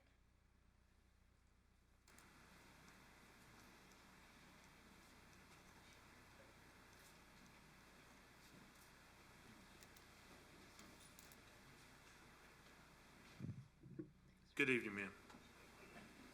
Good evening. Lee Maddox testifying in favor of Bill 2203. Address, my time's gone, I didn't even say my address. I mean, I know it's only like, thank you. I appreciate that. Address 1700 Church Point Court, Perryman. Thank you. Tonight I speak about time. As part of my service as a captain with the Maryland State Police, I learned valuable lessons about time. First, I learned about the golden hour. The golden hour is the period of time immediately after a traumatic injury during which there is the highest likelihood that prompt medical and surgical treatment will prevent death. Chip Riley spoke earlier about how the existing industrialization on the Perryman Peninsula has caused a reduction in response times for people needing help on the peninsula. The increase in response times impacts the golden hour and puts people at risk. Please vote yes on this bill. Secondly, I learned that idling diesel trucks are bad for the environment and the health of humans. While we troopers spent time on enforcing idling laws, we all knew we were spread too thin to make much of a difference with enforcement alone. We knew time put into education and community development planning were more important to protect the public. This bill will give the council time to think about the over-industrialization of Perryman. Please vote yes. Finally, I learned from state police experience how a split second could make a difference in whether someone lives or dies on our roads. A man glances down to reach for his sunglasses on a sun-blinding road. He looks up to see the rear of a slow-moving truck too late. He hits the brakes hard. The propane tank in the back of his pickup goes airborne, flying into the passenger compartment and crushing the car seat, holding his now dead infant son, a road just like the ones on Perryman. I have been to dozens of job-related funerals, and that one was particularly bad. A woman driving home from work nods off for just long enough to cross the center line into a path of an oncoming semi-truck. It took us some time to pick up all the pieces of her shattered skull. Trucks and cars don't mix. The combination in Perryman is already dangerous, and many warehouses are not yet online. It's going to get worse. You all need time to fully understand the impacts of industrialization. This moratorium gives the community, the county, and the council a few more months of time to fully consider a very important change for Perryman and Harford County.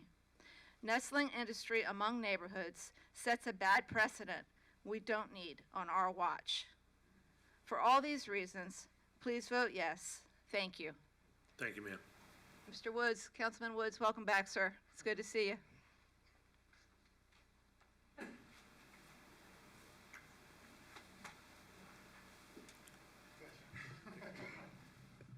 Thanks. Good job. Good evening, sir. Hi, it's Sean Warnick for the record, not Sharon, even though the lady corrected it when I walked in. So I come before you this evening to ask one simple favor. After all, it's a small world in the grand scheme of things. This really is a small project, although to us and everyone involved in it, it's immense. The other people in my community, and the ones outside of it that made the effort, will present you with lots of facts and reasons as to why this project should not go on. I can look up facts all day long and maybe not do some of the calculations that they can, but I could present them just the same. I simply will ask you to do something that I can't help but do, and that's care. I don't envy you gentlemen in this job that you've chosen to take on, although you all seem to enjoy it because every one of you seems to just keep seeking another office to continue in the political realm. I know you all start off doing it because you care and you want to make a difference, but I have always felt that people in the public office lose that one thing that starts them on that path, and that's a simple care. I cannot be in your position because I'm too empathetic. I care too much. I feel other people's pain. I suffer when they suffer, and even when they don't show outright signs, I think about their struggles, and it hurts me as well, if not before it hurts them. So often things in this world get lost in a whirlwind of money and the seeking of power. Look at the current situation in Russia and Ukraine. The soldiers are writing home to their families because they care and they feel like what they're doing is wrong. Yet they continue to do so because it's their job and their boss doesn't care how they feel about it. He just wants the money and the power. A few weeks ago, I stopped to help someone change a tire because I care. Guy said he was there for over 2 hours, sitting on the side of the road in northern Harford County. I guess the people that drove by in that time frame just didn't care. A few months ago, I helped a fellow team of truck drivers get unstuck from the snow because I cared. They had dug the tractor tires into holes that were a third of the height of the tire, and then started putting pieces of pallet under it to try and get traction. They told me they only had been on the road for 6 months as a team with this giant company in this part of the country and never in the snow. Big companies like theirs tend not to care. I've only lived in this community of Perryman for just over 2 years, and I already have plans admitted to move in about 5. But I'm here tonight to fight for what's right for this community because I care. I care about my fellow community members. I care about the wildlife that lives there. I care about the history of the land that is not only a community member, but a lifelong resident of Harford County. We finally come to realize as a society how important mental health is to the human race. So how do you think fighting this fight and possibly dealing with this development is going to weigh on our mental health? Do you care? Do you think that the developer stands to make millions off of this cares about our mental health? Cares about our property value? It's obvious they don't care about the environment, but do you care? I just ask you to make the right choice for this proposal, not only because the facts presented make sense, but because you also care. Bring your comments to a close, sir. Yes, sir. Thank you. Thank you. Christopher Byers, followed by Ellen Canelli.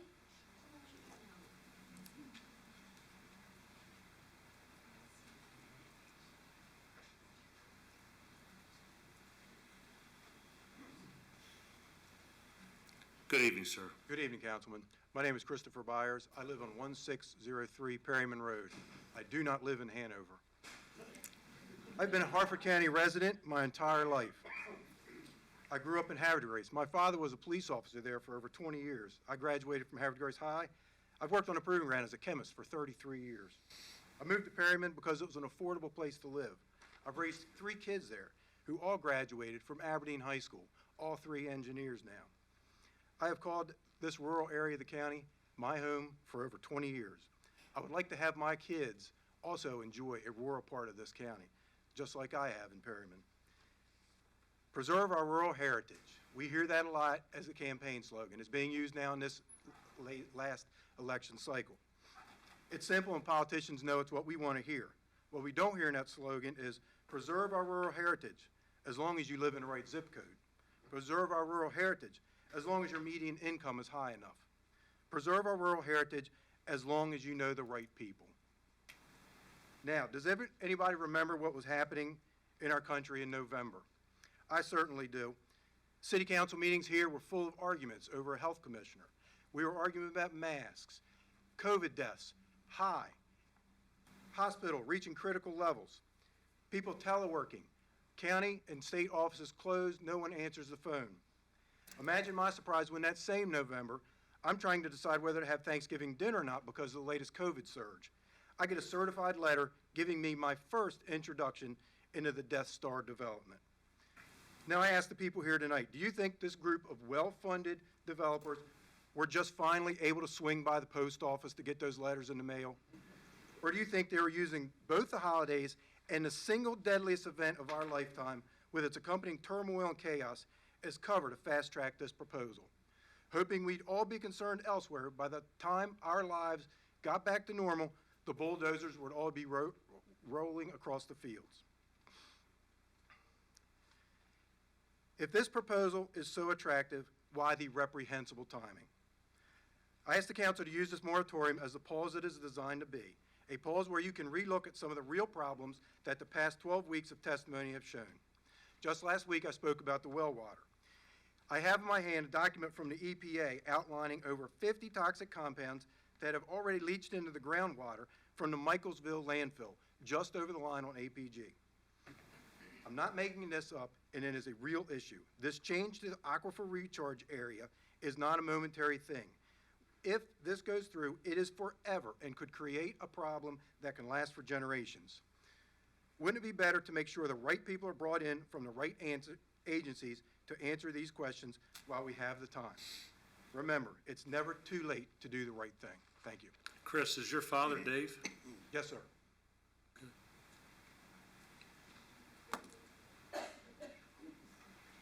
Good evening, ma'am. Good evening. My name is Ellen Chanelli. I live in Perryman. I have a question. I want to know what you would do if a loved one was diagnosed with cancer. Would you do everything that you could to promote a cure? Would you provide support and pray for a healthy outcome? Or would you ignore the cancer? Would you sit back and allow the cancer to grow and spread? The Perryman Peninsula is riddled with cancer. It is currently contained, but significantly impacting quality of life. Over the past few months, you have heard many personal accounts of how the warehouse cancer has affected the lives of those that live there. We cannot allow this cancer to spread. The consequences will be unforgiving. The cancer is not just affecting the residents of the Perryman Peninsula. You must consider the pollution of the drinking water shared by the entire county, the pollution of recreational areas shared by the entire county. This cancer is not your fault. The cancer is here due to historical poor development planning and disregard for the southern portion of the county. You do have the ability to correct past mistakes. We are asking for help. A moratorium to study the effects of this cancer is critical. Without intervention, the prognosis is grave. There is so much wrong with the proposed development of over 700 pristine acres of farmland on the Perryman Peninsula. Listen to the citizens of Harford County. Engineers citing infrastructure inadequacy, environmentalists connecting development to disastrous outcomes, homeowners fearing loss of value of their biggest asset, senior residents praying that life-saving emergency services will not be delayed, families wanting a safe environment for their children to live and play, nature lovers begging that this fragile ecosystem is not further disturbed. If this were your loved one, what would you do? Please stop the spread. Please vote yes to pass the moratorium bill. Thank you. Thank you, ma'am. Tracy Waite, followed by Tori Pierce.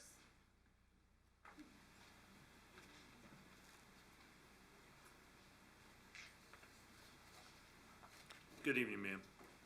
Good evening. My name is Tracy Waite, 617 Foxcroft Drive, Bel Air, Maryland, and I am also the chair of the Save Abingdon Woods Coalition. I'm here tonight to speak in support of Bill 22-3, the moratorium bill. But I also want to mention, since I'm here and finally getting to see the Chesapeake Real Estate Group and Westport developers for the first time, that I would like to mention that we have reached out to them multiple times in certified mail, letters, phone calls, and have never received a reply. We have asked them to meet with us to talk about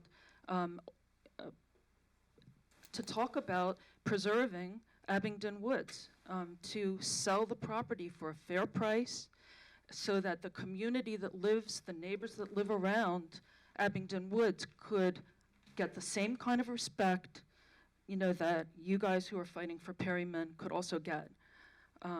Funding is available to purchase the property, and yet this is not something that these gentlemen have even been willing to consider. Councilman Johnson, you know, you were kind enough to write to the owner and the developer and to ask that they just consider and have a conversation with us about the goal of preservation, which is what the community wants. These are the people who did not even respond to your letter also. So moving on to Perryman, I just want to say that the bill's goals of protecting Harford County's water supply, protecting the environment, protecting public road safety, and representing the wishes of the citizens are extremely important goals. I hope that my representative, Councilman Giordano, and all of you will vote for this next month. I am not anti-development, but I am for development that is welcomed by the community. Representatives who won't represent the community need to be replaced. I do have 3 concerns about the bill, however, that I just want to comment on. I hope that the bill might be amended to add assessment of the current impacts to the well field of the warehouses that have already been constructed, so there is a baseline should the Mitchell property ultimately be constructed. Secondly, some permit applications have already been submitted for the Mitchell property. If the bill is approved, if this moratorium bill is approved in April, it will not take effect until June. This allows for an additional 3 months from now for submission of permit applications. Why wait? I hope that by having the 150-day moratorium end in November instead of September, that this is not motivated by the November elections. And I'm about out of time, so I'll skip my last comment. Thank you very much. Thank you, ma'am. Good evening, sir.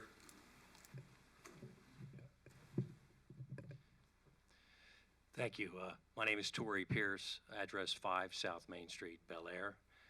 Council President, members of the council, Bill 22003 suggests that current laws don't adequately address environmental protection or environmental impact on the Bush River and the Perryman well field. That is not true, and I'm here as a practicing civil engineer for the past 35 years to share with everybody in this room the layers of regulation that already exist that are overlapped on another to address environmental impacts.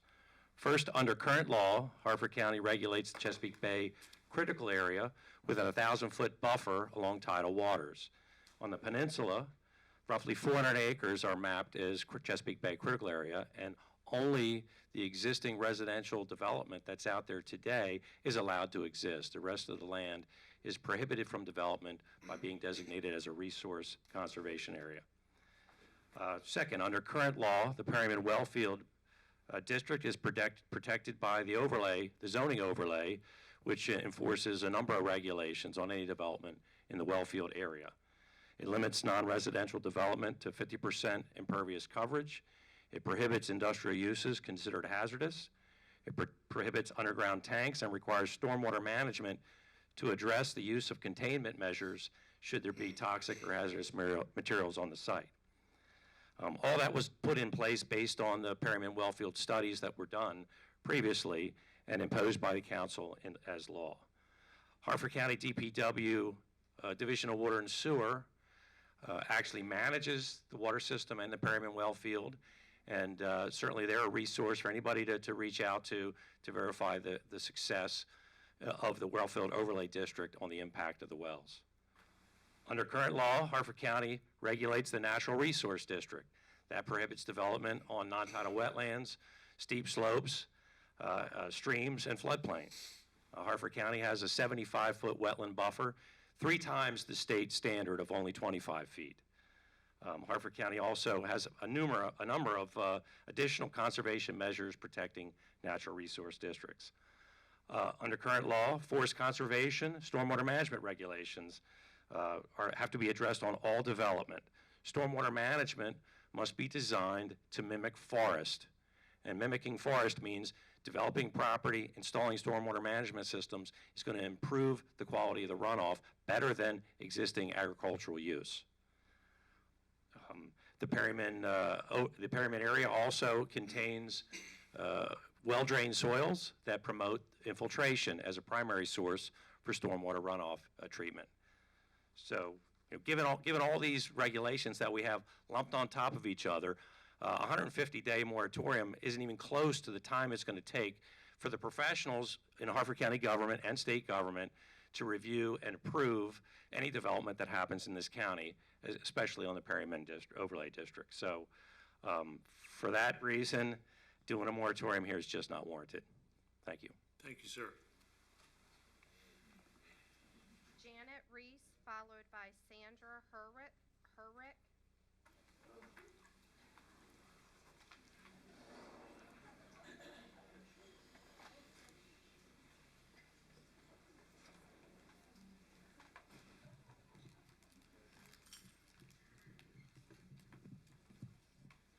Good Good evening, evening, council members. How are you? Just fine. You so hot. You're a good-looking man there. You talking to him? I'm talking to you. So y'all gotta be married, gay, or crazy. It has been a long evening already. I think we kind of loosened up a little bit in the hair. It's kind of getting kind of thick. Enough is enough is enough. No more warehouses. My name is Janet Reese. I live on 1921 Park Beach Drive. This is my family. I lost my husband. I carry his dog tag. I carry my mother's dog tag.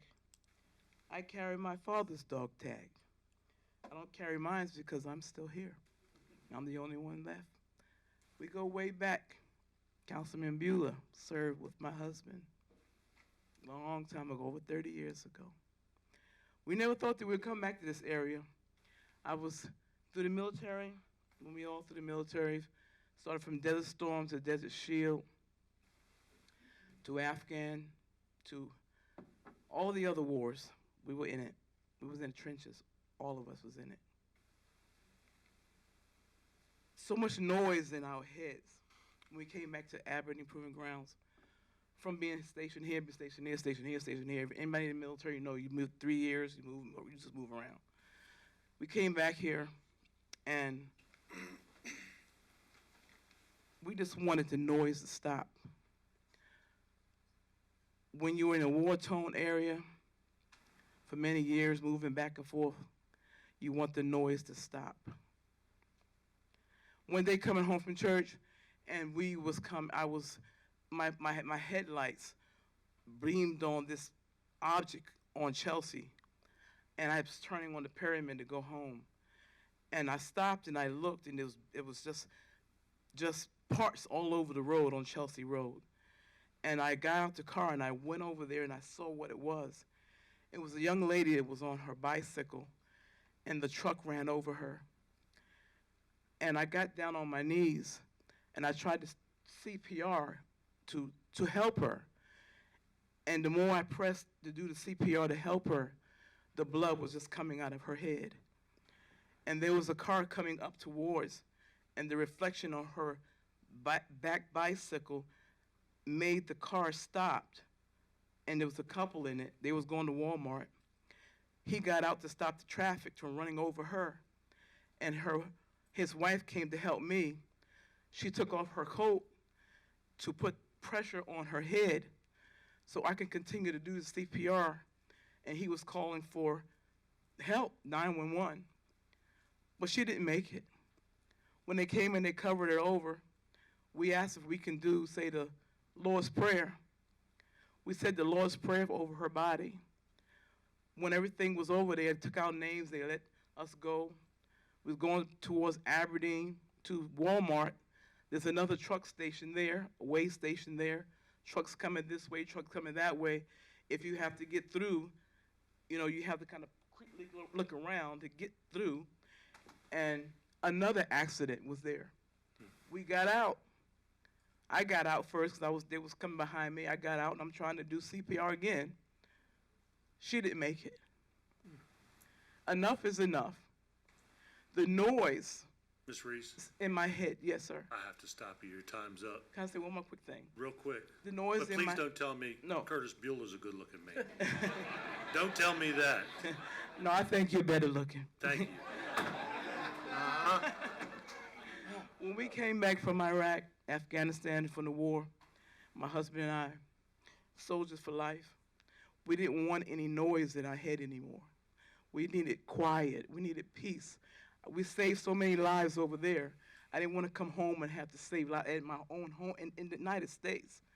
And so when I moved back there, I didn't even know that was there on Perryman. The Bush River was there. Ms. Reese, That's a I piece of appreciate you, but I heaven. have to stop you That's right a piece now. of heaven that God gave us, peace, and I don't have the noise anymore. Thank you. Please don't let them build. Enough is enough. Thank you, ma'am.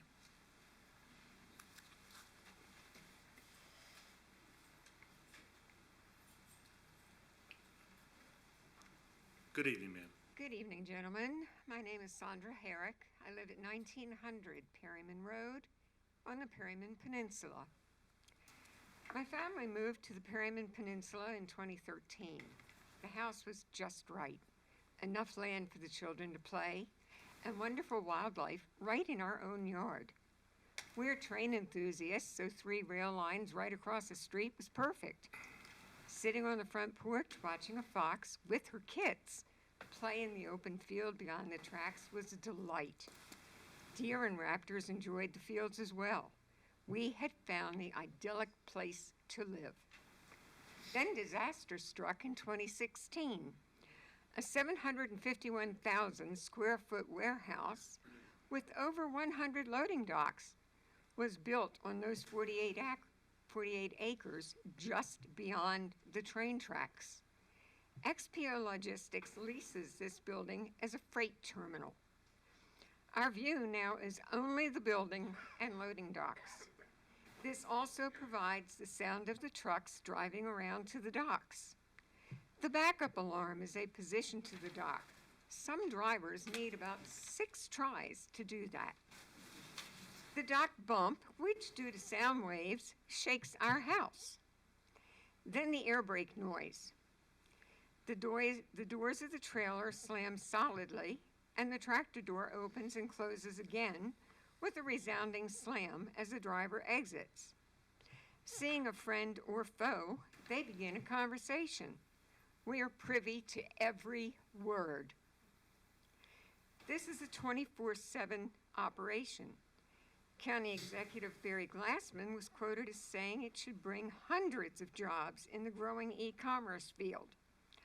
Ironically, Maryland law on February 1st, 2016, defined a nuisance as an interference with the enjoyment of one's property when that interference is substantial and unreasonable, such that it would be offensive or inconvenient to the normal person. Let me assure you, 449 feet distance is too close. It is offensive and inconvenient. Why should we have to listen to people's conversations as if they were visiting on our porch? The noise pollution affects our life and activities without care. Please consider this. Thank you. Thank you, ma'am. Harry Webster, followed by Bruce Fariano.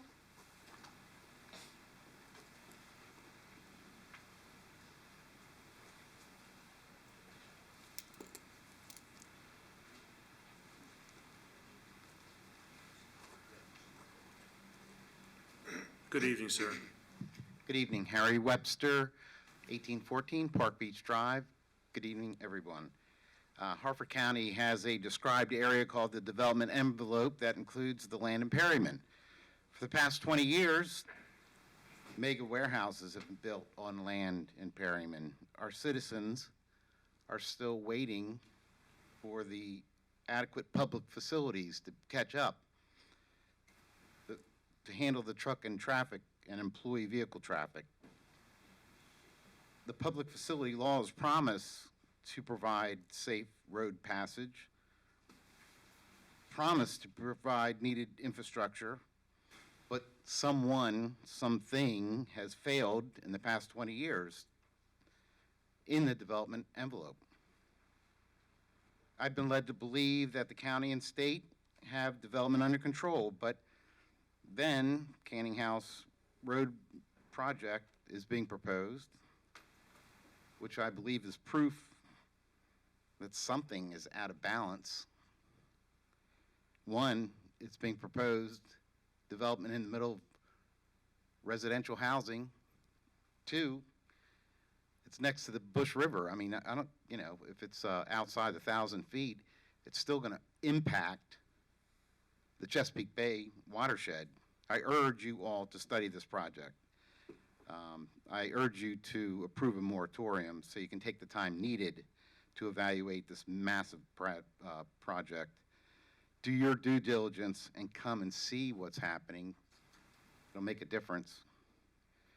I think we all have a collective responsibility to steward any sensitive property. The consequences are too great.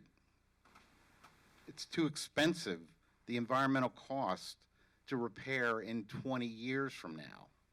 So let's take the time and do it now. Please vote yes for the moratorium. Thank you. Thank Good you, evening. sir. Good evening, sir. Good evening, Mr. President and members of the Harford County Council. For the record, my name is Bruce Bariano. I'm from Annapolis, Maryland, and I'm here on behalf of Chesapeake Real Estate Group in opposition to this legislation. One clerical correction before I start. The woman that spoke about Abington Woods and accused my client of not being responsive and what have you. We're not involved in that project. That's not our project. So whoever she was speaking to, we did not ignore her or the community in that regard. Fair enough. I wanted to correct that. You know, I've been a lobbyist and I've been working as a lawyer, and I've never seen a piece of legislation like this before in my life. Very respectfully, it's a grossly wrong piece of legislation. It's a piece of legislation that is blatantly unconstitutional because you're a legislative body. You're not an executive body. You're not the board. You're not the Department of Planning and Zoning. I respect all of you. I know all of you personally. You're very fine legislators, but you're legislators. You have an executive branch of government in this county, a very fine executive branch. You took an oath to uphold the law, not only of the United States and the state of Maryland, but of Harford County. And you have a myriad of county agencies that for well over a year have been meticulously studying this matter. My client has done everything by the book. By the book. Has not shaded anything. They have followed everything. They've had weekly meetings with the county officials. They've gotten comments, they've adjusted, they've done everything lawfully. This bill is unlawful. This bill is, I respect all the emotions that have been in this room today. I really do respect them because I'm an emotional guy and I speak my mind as well. But the law is the law. And we can't do things or pass bills based upon emotions. That's not what you're here for. You have to pass laws and uphold the law. That is the law. And when this all boils down, that really is the situation. The property is properly zoned. It is properly zoned. The plan meets the adequate public facilities. Everything my client has done to date has been lawful and legal and abided by all the executive branch officials. Your Department of Public Works, your Division of Water and Sewer, your Division of Engineering, Stormwater Management and Sediment Control, Harford County Planning and Zoning, Development Review, Site Planning, Landscape, Forest Conservation, Long-Term Planning, Transportation Planning, Chesapeake Bay Critical Area Review, State Highway Administration, Harford County Soil Conservation District, Fire and EMS Association, Sheriff's Office, Maryland Department of the Environment, Harford County Schools, and the U.S. Army Corps of Engineers. What more do you want from us?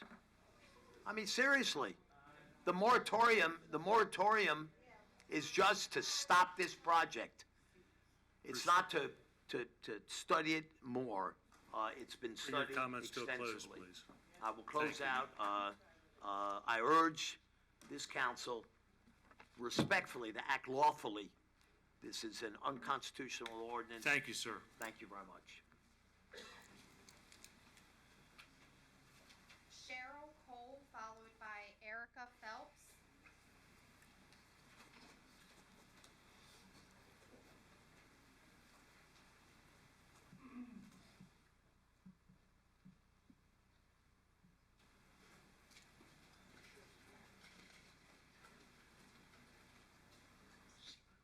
Made a little noise back there. Good evening, ma'am. Good evening. Hi, my name is Cheryl Davis Cole. I live on Park Beach Drive. Good evening, President Vincente, council members. Thank you for your service. We appreciate your time this evening.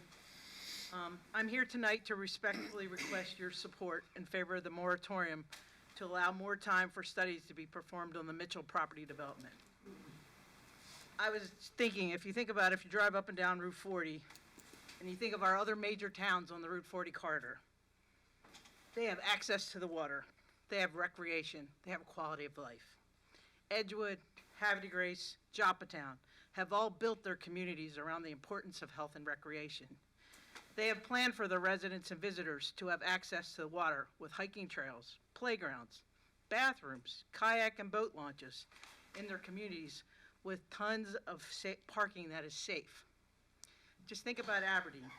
The planners and the government officials forgot about the beauty of our Bush River and the Chesapeake Bay. Aberdeen residents, Harford County residents, and visitors have no access to the Bush River.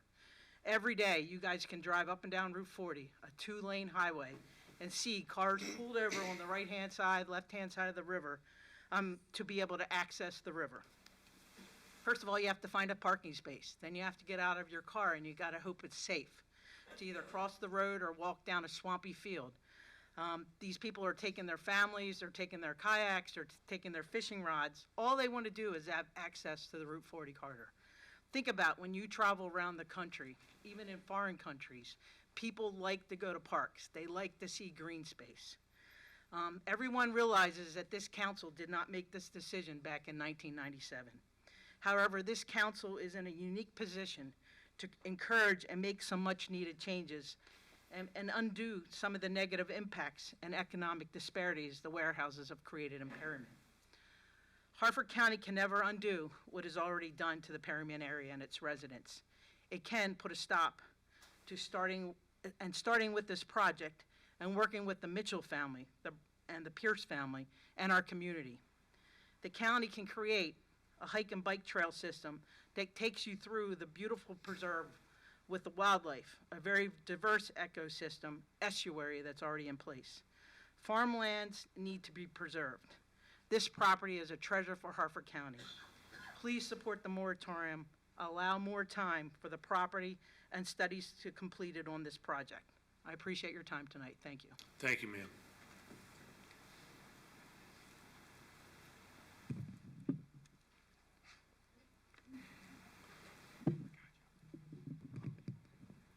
Erica Phelps, 1820 Mitchell. Here asking you to vote yes. Been trying to figure out what to say other than what has already been said.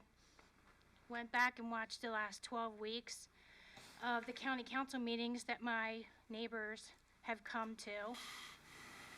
We're saying the same thing over and over. The data that we're researching, we're giving it to you for you to look at. We're not making it up. The same thing, drinking water. Is that not important? Okay, so maybe wildlife is important to you. Maybe the Bush River quality, water quality is important to you. As Cheryl said, better use of the land. Give the family their money and give us a park. Let us do a park. There's got to be, they have their money, we have a park. Flying Point Marina, beautiful. Let's get another one of those. Zoning, 5.2 million. That's light. In whose mind exactly? Not in mine. I guess I'm not educated. I have to educate myself, I guess.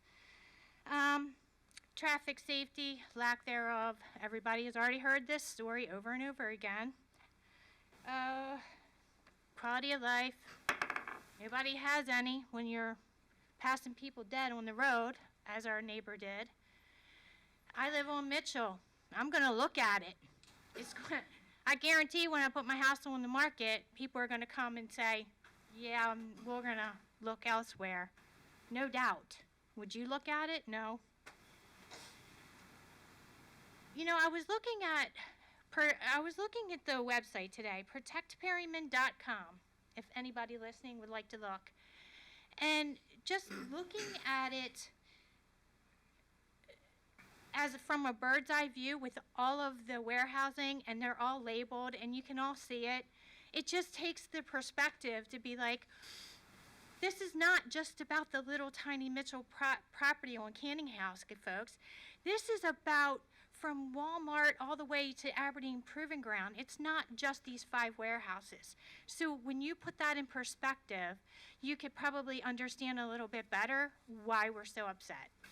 You know, that's just crazy. Also, go to 3P Protect Perryman on Facebook for all the folks that couldn't come here today. They're posting pictures. They're showing what they're coming home to. They're showing you the accidents that are happening. As they're coming home from work, they're clicking a little picture and putting it on the property, on the Facebook page for everybody to view. Please go look at it for yourself. 150 days, guys. That's all we're asking. 150 days. If there's nothing to see, as these men are stating, 150 days isn't going to change anything. Please vote yes. Thank you, ma'am. Angie Lane, followed by Gabriel Watson.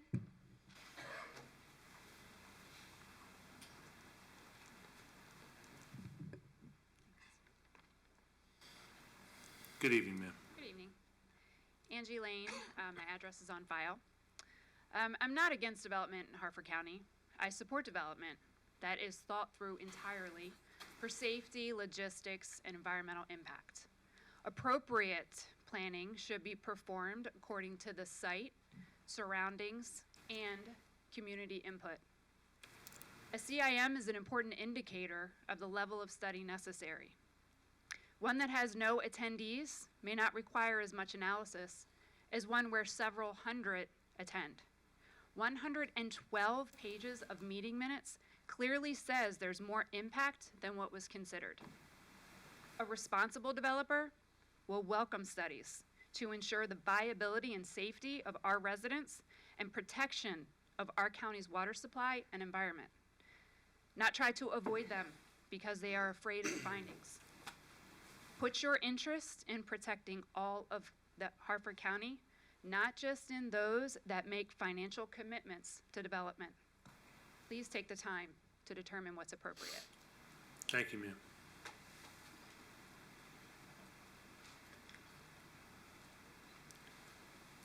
Next speaker. Gabriel Watson.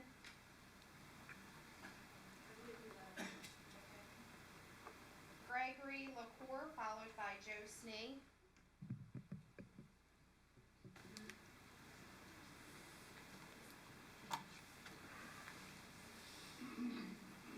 Good evening, sir. Good evening, everyone. Greg LaCour, Perryman, 1820 Park Beach Drive. I've come here probably 11, 12 weeks now, and I've just taken from the heart, but I've got some points that I really have to make, and I am supporting this moratorium. So please, let me just read this off. This is about a short pause. A few months for land that has been farmed for over 100 years. An area rezoned 25 years ago in '97. The bill asks for the county council to set up a study group. The county council, community, county administrators, business community, any experts to come here and just to analyze this project. The changing of this farmland, it's just been in the Perryman community for over 100 years into a mega warehouse and freight distribution center. The zoning changed before the 2000 Maryland Department of Environment. The source water assessment for Perryman well field is determined to be 30% of Harford County drinking water lies below that farm. Amazon was a public it was before Amazon was a public company and changed the word of really what warehousing was. The iPhone was developed 10 years later. This is what everybody uses every single day. The warehouse appears in the zoning code in 3 different categories: CI, GI, and LI. Yet it's undefined. In 1997, the word warehouse was a dusty, cold and dark building filled with racks. Government data tells us that the average warehouse was smaller than 10,000 square feet in '97. In 2022, there are 7 definitions now for warehouse. When you combine these to get 1.7 million square foot of a smart regional mega distribution center that maximizes the velocity of trucks and products coming in and out and minimize the number of humans, the jobs needed to run the operations, we need to pause just a little extra time to fully understand the impacts of this traffic and emergency response time. We need more time to understand the historical significance of Perryman. We need more time to understand the full environmental impact and especially the aquifers that provide 30% of the drinking water to the county. I think that there may be even a reasonable doubt that impact this project will have on our community, the environment, and the history, the traffic situation, the impact on the health, and the well-being of those near the property are the most important in the drinking water of up to 80,000 people in Harford County. Thank you. Thank you, sir.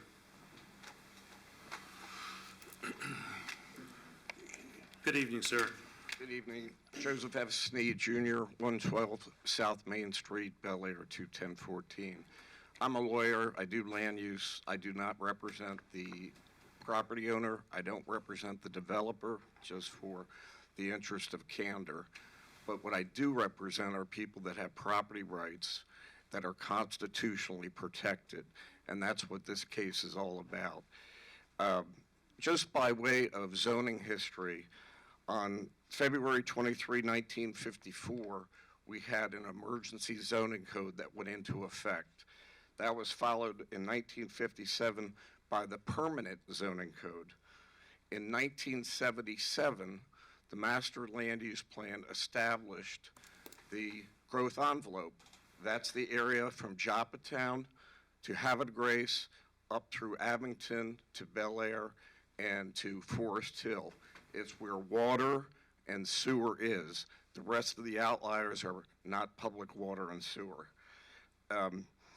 Paragraph 8 of the 77 Perryman plan said, Perryman will, quote, provide for a concentrated industrial-commercial block sufficient to be developed as industrial parks.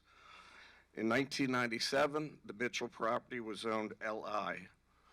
Section 26760 of the zoning code, which are the rules we play by, says, quote, this district is intended to permit a mix of warehouses.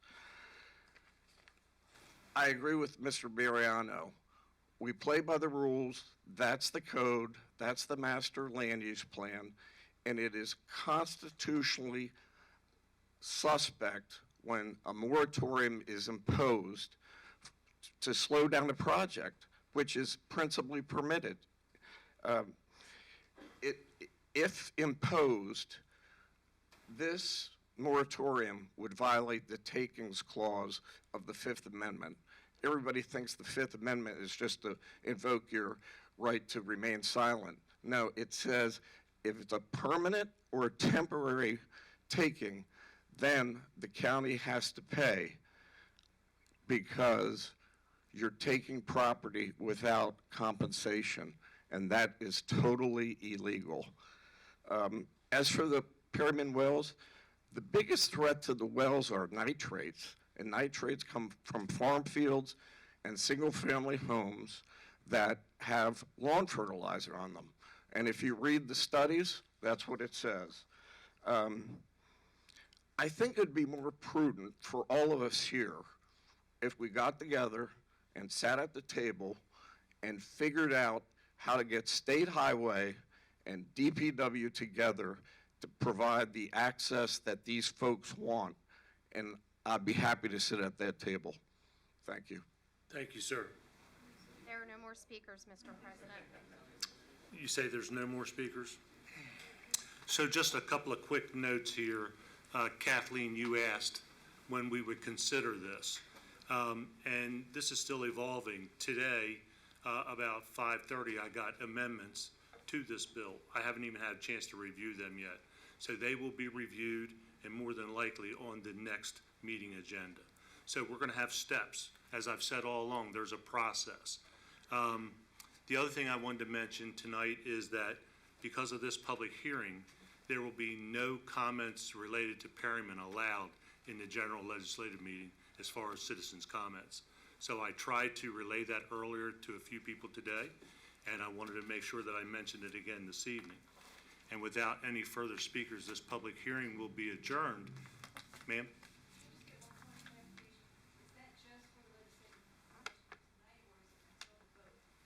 What's that, ma'am? It's just for tonight. Yes, ma'am. That's it. I'm not going to entertain anything else right now, but I did want to acknowledge that, again, this will conclude the public hearing, and this will all be taken into consideration at a future meeting. Thank you. Thank you all for speaking and taking the time. We're going to take a recess. Session day 22-010. I would ask you to join us with the pledge, or standing with the pledge, and the prayer after by Councilman Woods. I pledge allegiance To the flag of the United States of America and to the republic for which it stands, one nation, under God, indivisible, with liberty and justice for all. Creator of the universe, we ask for your blessings at this time. Allow this meeting to begin in order, be conducted in peace, and close in harmony. Amen. Amen. Councilman Woods, it's good to have you back on the dais and back in town. Good to be back. Agenda item number 4, presentation of proclamations. We have none. Agenda number 5, consideration of petitions, applications, appointments, and nominations. Council appointment, Hartford Living Treasurer, Mr. Schroeds. Council President, I make a motion to approve the Cultural Arts Board recommendation of John Sowers as a Hartford Living Treasurer. Thank you. Thank you, Mr. Woods. Yep. I didn't recognize that voice at first. Sorry about that. It's been moved and second to approve Mr. Sowers as a Hartford Living Treasurer. Any comments? Mr. Schroeds? Yes, I'll make a few. He's not here this evening, but I just wanted to say he's probably someone that we're all familiar with. He's a locally well-known artist, and I believe that that's how most of us know him. He's got a lot of other history here in Hartford County and has amazing stories, but his artwork is throughout Hartford County. We have a piece of his artwork upstairs, and I know the college has had some artwork. I believe many organizations have had them over the time. So he's not with us. I do want to thank the individual who nominated him, Jonathan West. I do feel that John Sowers would be a great Hartford Living Treasurer. That's all I have tonight. Thank you. Thank you, Mr. Schroeds. Anyone else? Ms. Dixon? Mr. President? Aye. Mr. Johnson? Aye. Mr. Wood? Aye. Mr. Giangiordano? Aye. Mr. Schroeds? Aye. Mr. Wagner? Aye. Mr. Beulah? Aye. There being 7 votes in the affirmative and 0 in the negative, the appointment of John Sowers as a Hartford Living Treasurer is hereby approved. Hartford TV Board, Councilman Wagner, may I have a motion? I move that Matt Lawrence Schiffer-Miller be appointed to the Hartford TV Advisory Board. Thank you. May I have a second? Second. Thank you, Mr. Woods. It's moved and second to approve the new appointment of Matthew Schiffer-Miller. Is there any discussion? Ms. Dixon? Mr. President? Aye. Mr. Johnson? Aye. Mr. Wood? Aye. Mr. Giangiordano? Aye. Mr. Schroeds? Aye. Mr. Wagner? Aye. Mr. Beulah? Aye. There being 7 votes in the affirmative and 0 in the negative, the appointment is hereby approved. Executive appointment, Commission on Disabilities, Councilman Johnson. Council President, I'd like to make a motion for the new appointment and the reappointment to the Commission on Disabilities. Charles Kelly Jr., Parnell Balmer, Rebecca Cook, Jamie Brummer, James Morrison, Mark Weinstein, and Michael Mathias. Second. Thank you, Mr. Woods. It's been moved and seconded to approve the new appointments and reappointments. Is there any discussion? Ms. Dixon? Mr. President? Aye. Mr. Johnson? Aye. Mr. Woods? Aye. Mr. Giangiordano? Aye. Mr. Schroeds? Aye. Mr. Wagner? Aye. Mr. Beulah? Aye.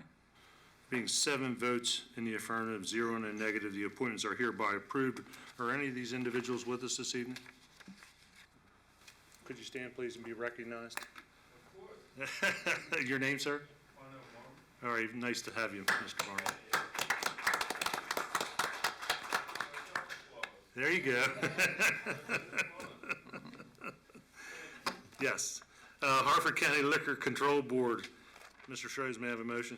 Yes, Council President, I make a motion to approve the new appointment of Wayne Goddard and the reappointment of Paul Majewski to the Liquor Control Board.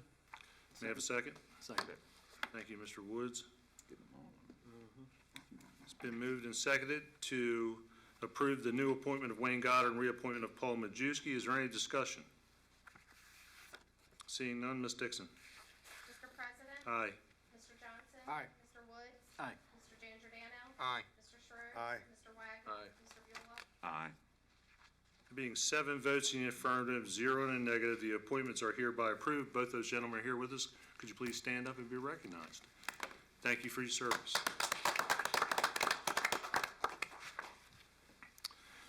Council, at this time, will go in and act as the Zoning Board of Appeals and return back to the legislative session thereafter. Case number 5937, Platinum Construction Group LLC.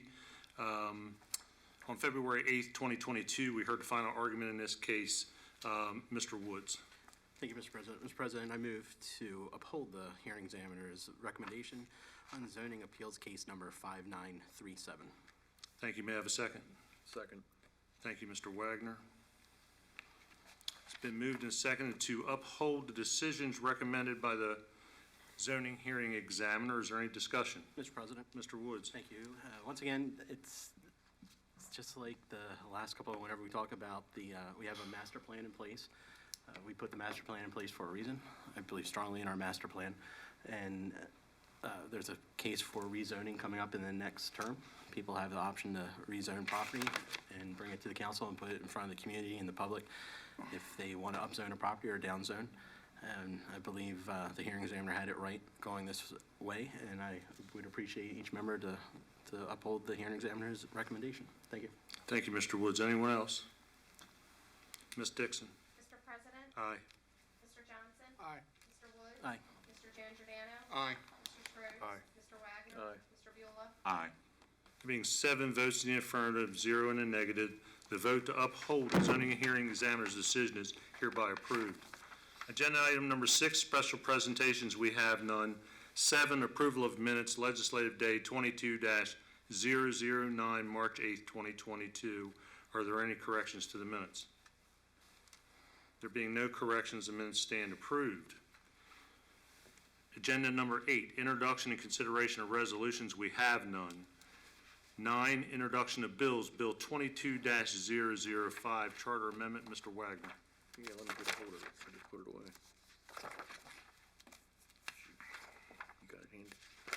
There it is. 22005. Yes, sir.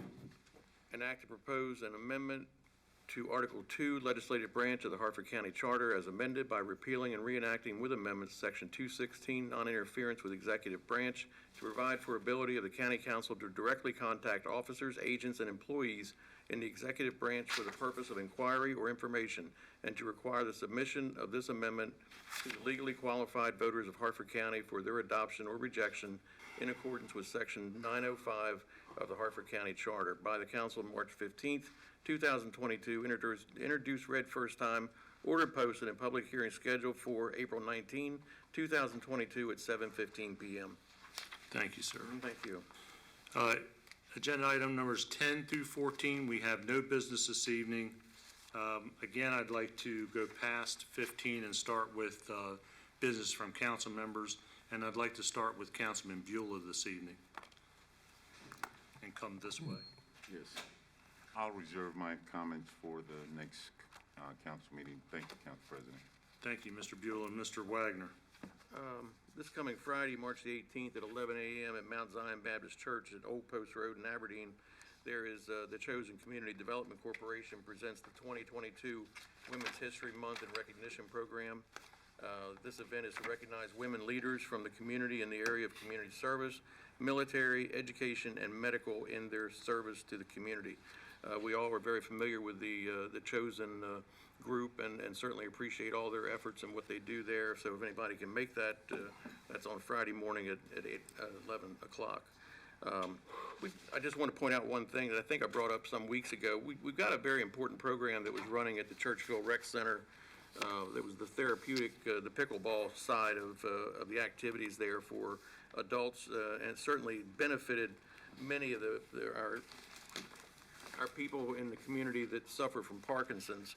And that program has been altered and sort of slipped away a bit and gone a different route. And I'm getting some complaints from some of the ones that are involved in it, because I know Councilman Buell and I went there and saw what a fine job and the stories we heard from those that benefited from the pickleball for their Parkinson's. So I just want to point out that that's out there, and I'd like to see it restored, or at least put back in a place where it benefits the community that it was doing a great job with, and not see it go away.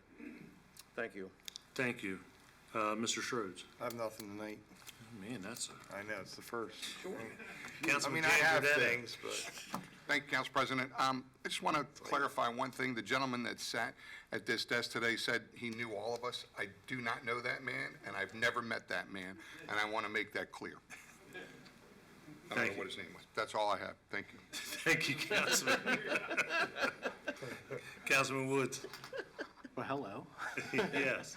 Well, I'm thankful to be back. It was a long time, but I'm here. It doesn't sound like I'm going anywhere else anywhere soon, so it'll be great. I also want to thank the staff and everyone here that helped make sure everyone that came into the office sent me presentations. I had everything in front of me all the time. I was able to keep up with everything. I joined in on meetings by phone calls. All the council members helped with that, and thankful for all of you taking my opinions and everything for there. Mako stayed busy. Attended every meeting with Mako. Looking forward to our very first back in session meeting, which is coming up. Mako has been out of session, all virtual the whole time, so I'm getting back just in time to go back to meetings in person, so I'm excited about that. Once again, Welcome, Joe. what's that? You're welcome. Yeah, good job. So once again, I just want to thank everyone for their patience, the calls, the support while I was gone, and look forward to the rest of this term. Have a great night. Thank you, Mr. Woods. Mr. Johnson? Thank you, Council President. Councilman Woods, I was getting used to spreading out, but now you're back. Took my land back. So, I'm kind of upset about that. I just have one comment. And I'm gonna, be getting with my colleagues to talk about the health officer, the acting health officer. We don't have any legislation that determines how much time a person, since we are the Board of Health, that a person can be in an acting position. So I'm going to be putting forth some legislation, looking at some legislation to put forth to specify how long the health officer can work in an acting position, and thus we start taking that opportunity to look for a permanent solution at the health department. So I'm just putting that out to the community, along to my colleagues, that I am going to be pursuing legislation that determines the time frame that a person can be in an acting role. So with that, Council President, I'll yield my time back. Thank you, Councilman. Back to agenda item 15, business from the President. Our fiscal year 23 council budget work sessions schedule has been set. We will sit Monday, April 25th, Tuesday, April 26th, Wednesday, April 27th, and Thursday, April 28th. All of those work sessions will be live streamed and available and archived on our website, work sessions.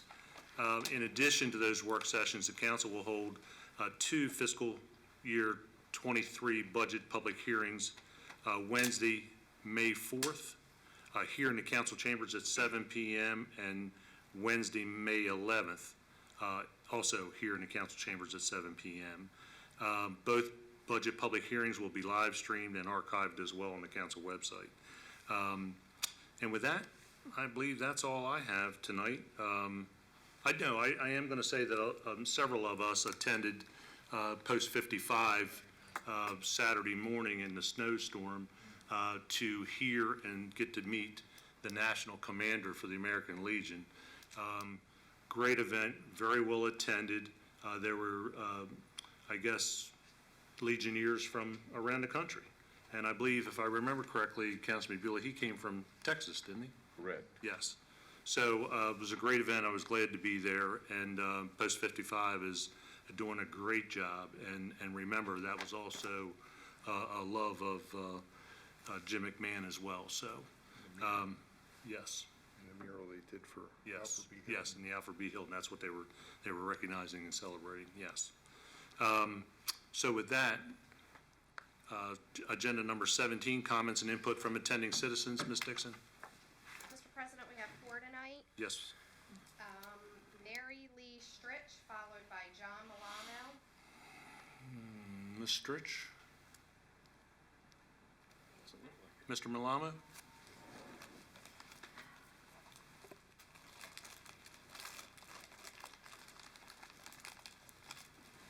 Weren't you here earlier this evening? Yes, sir. Aren't you done? Have you done what I asked? No, sir. I didn't think so.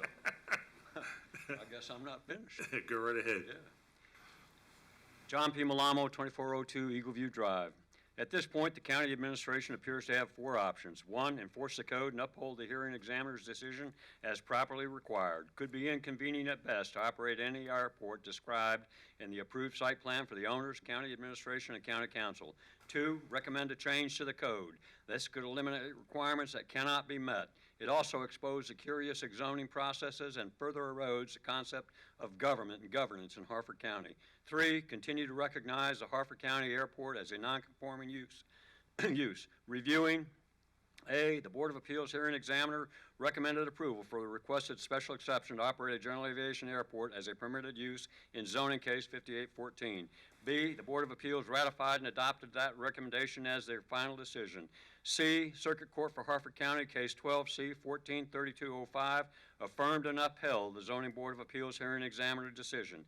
D, MDOT case MDOT MAA 2017-05400, quoting, based upon the undisputed facts, the ALJ correctly found that Harford County Airport is properly operating as a general aviation airport as a permitted use by special exception. Land use approvals for the Harford County Airport were issued by the hearing examiner. C or E, Circuit Court for Harford County case C12 CV 18-127AA, consolidated response from Airport Owners Group and Harford County, quoting, respondents have been operating pursuant to the special exception since that status was conferred and established by the Zoning Board of Appeals in case 5814. Gentlemen, there does not appear to be a legal basis or support for this option. It's an undisputed fact that the Harford County Airport is a general aviation airport operating by special exception as a permitted use. There are consequences for this option. A legal review of the possibility of reviving the nonconforming use brought to conformity by special exception would be required, a matter for the courts, not the Director of Planning and Zoning or the Zoning Board of Appeals. B, restore the airport to its condition when it first became a nonconforming use to determine the reduced scope of extension or enlargement permitted by Section 267-21 of the Zoning Code. By law, only that portion of the airport meeting the reduced requirements of the Zoning Code could continue to operate. C, Board of Appeals approval of a site plan and any project for the extension and enlargement of the airport and determine how much of the operation could be conducted in the Ag District, if any. Finally, ignore the problem and hope that nobody notices. A bit late for that. These are the people who make decisions about life in Harford County. I have no confidence in their judgment or decisions. I understand why people have no confidence in government. I'm left to wonder whether this is low-level incompetence or high-level corruption. Please get back to me on that. Good night.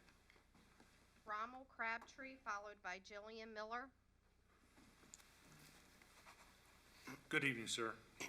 Good evening, Council President, members of the council, members of the audience. Rommel Crabtree, 801 Cedar Lane.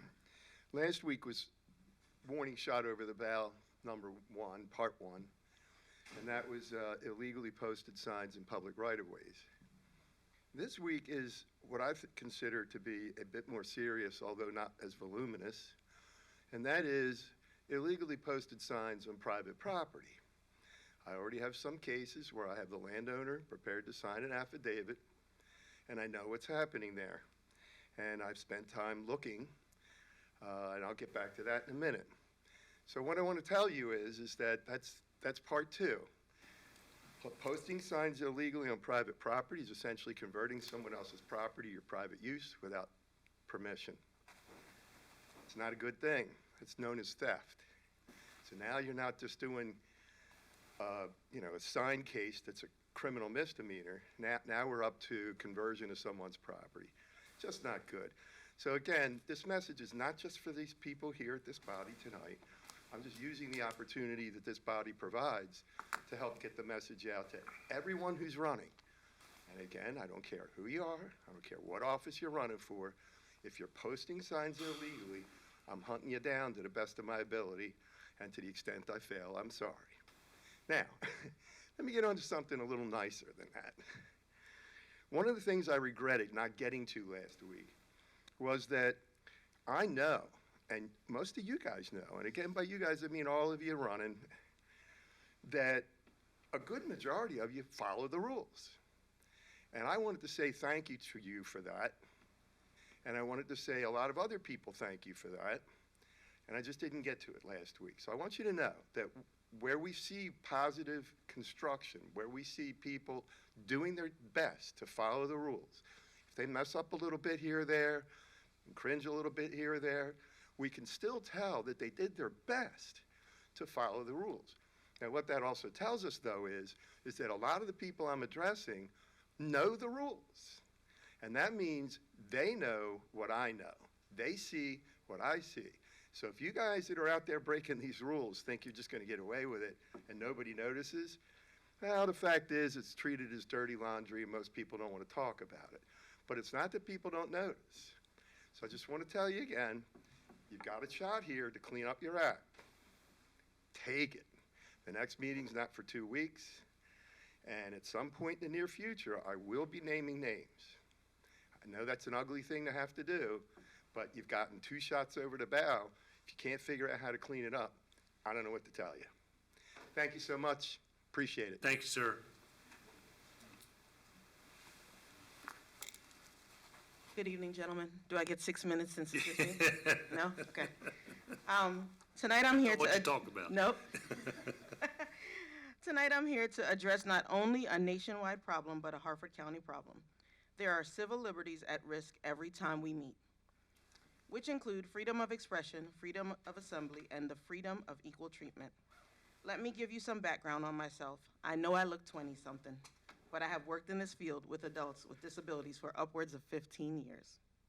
I am the program supervisor of an adult rehabilitation program here in Harford County and witness the lack of accessibility daily.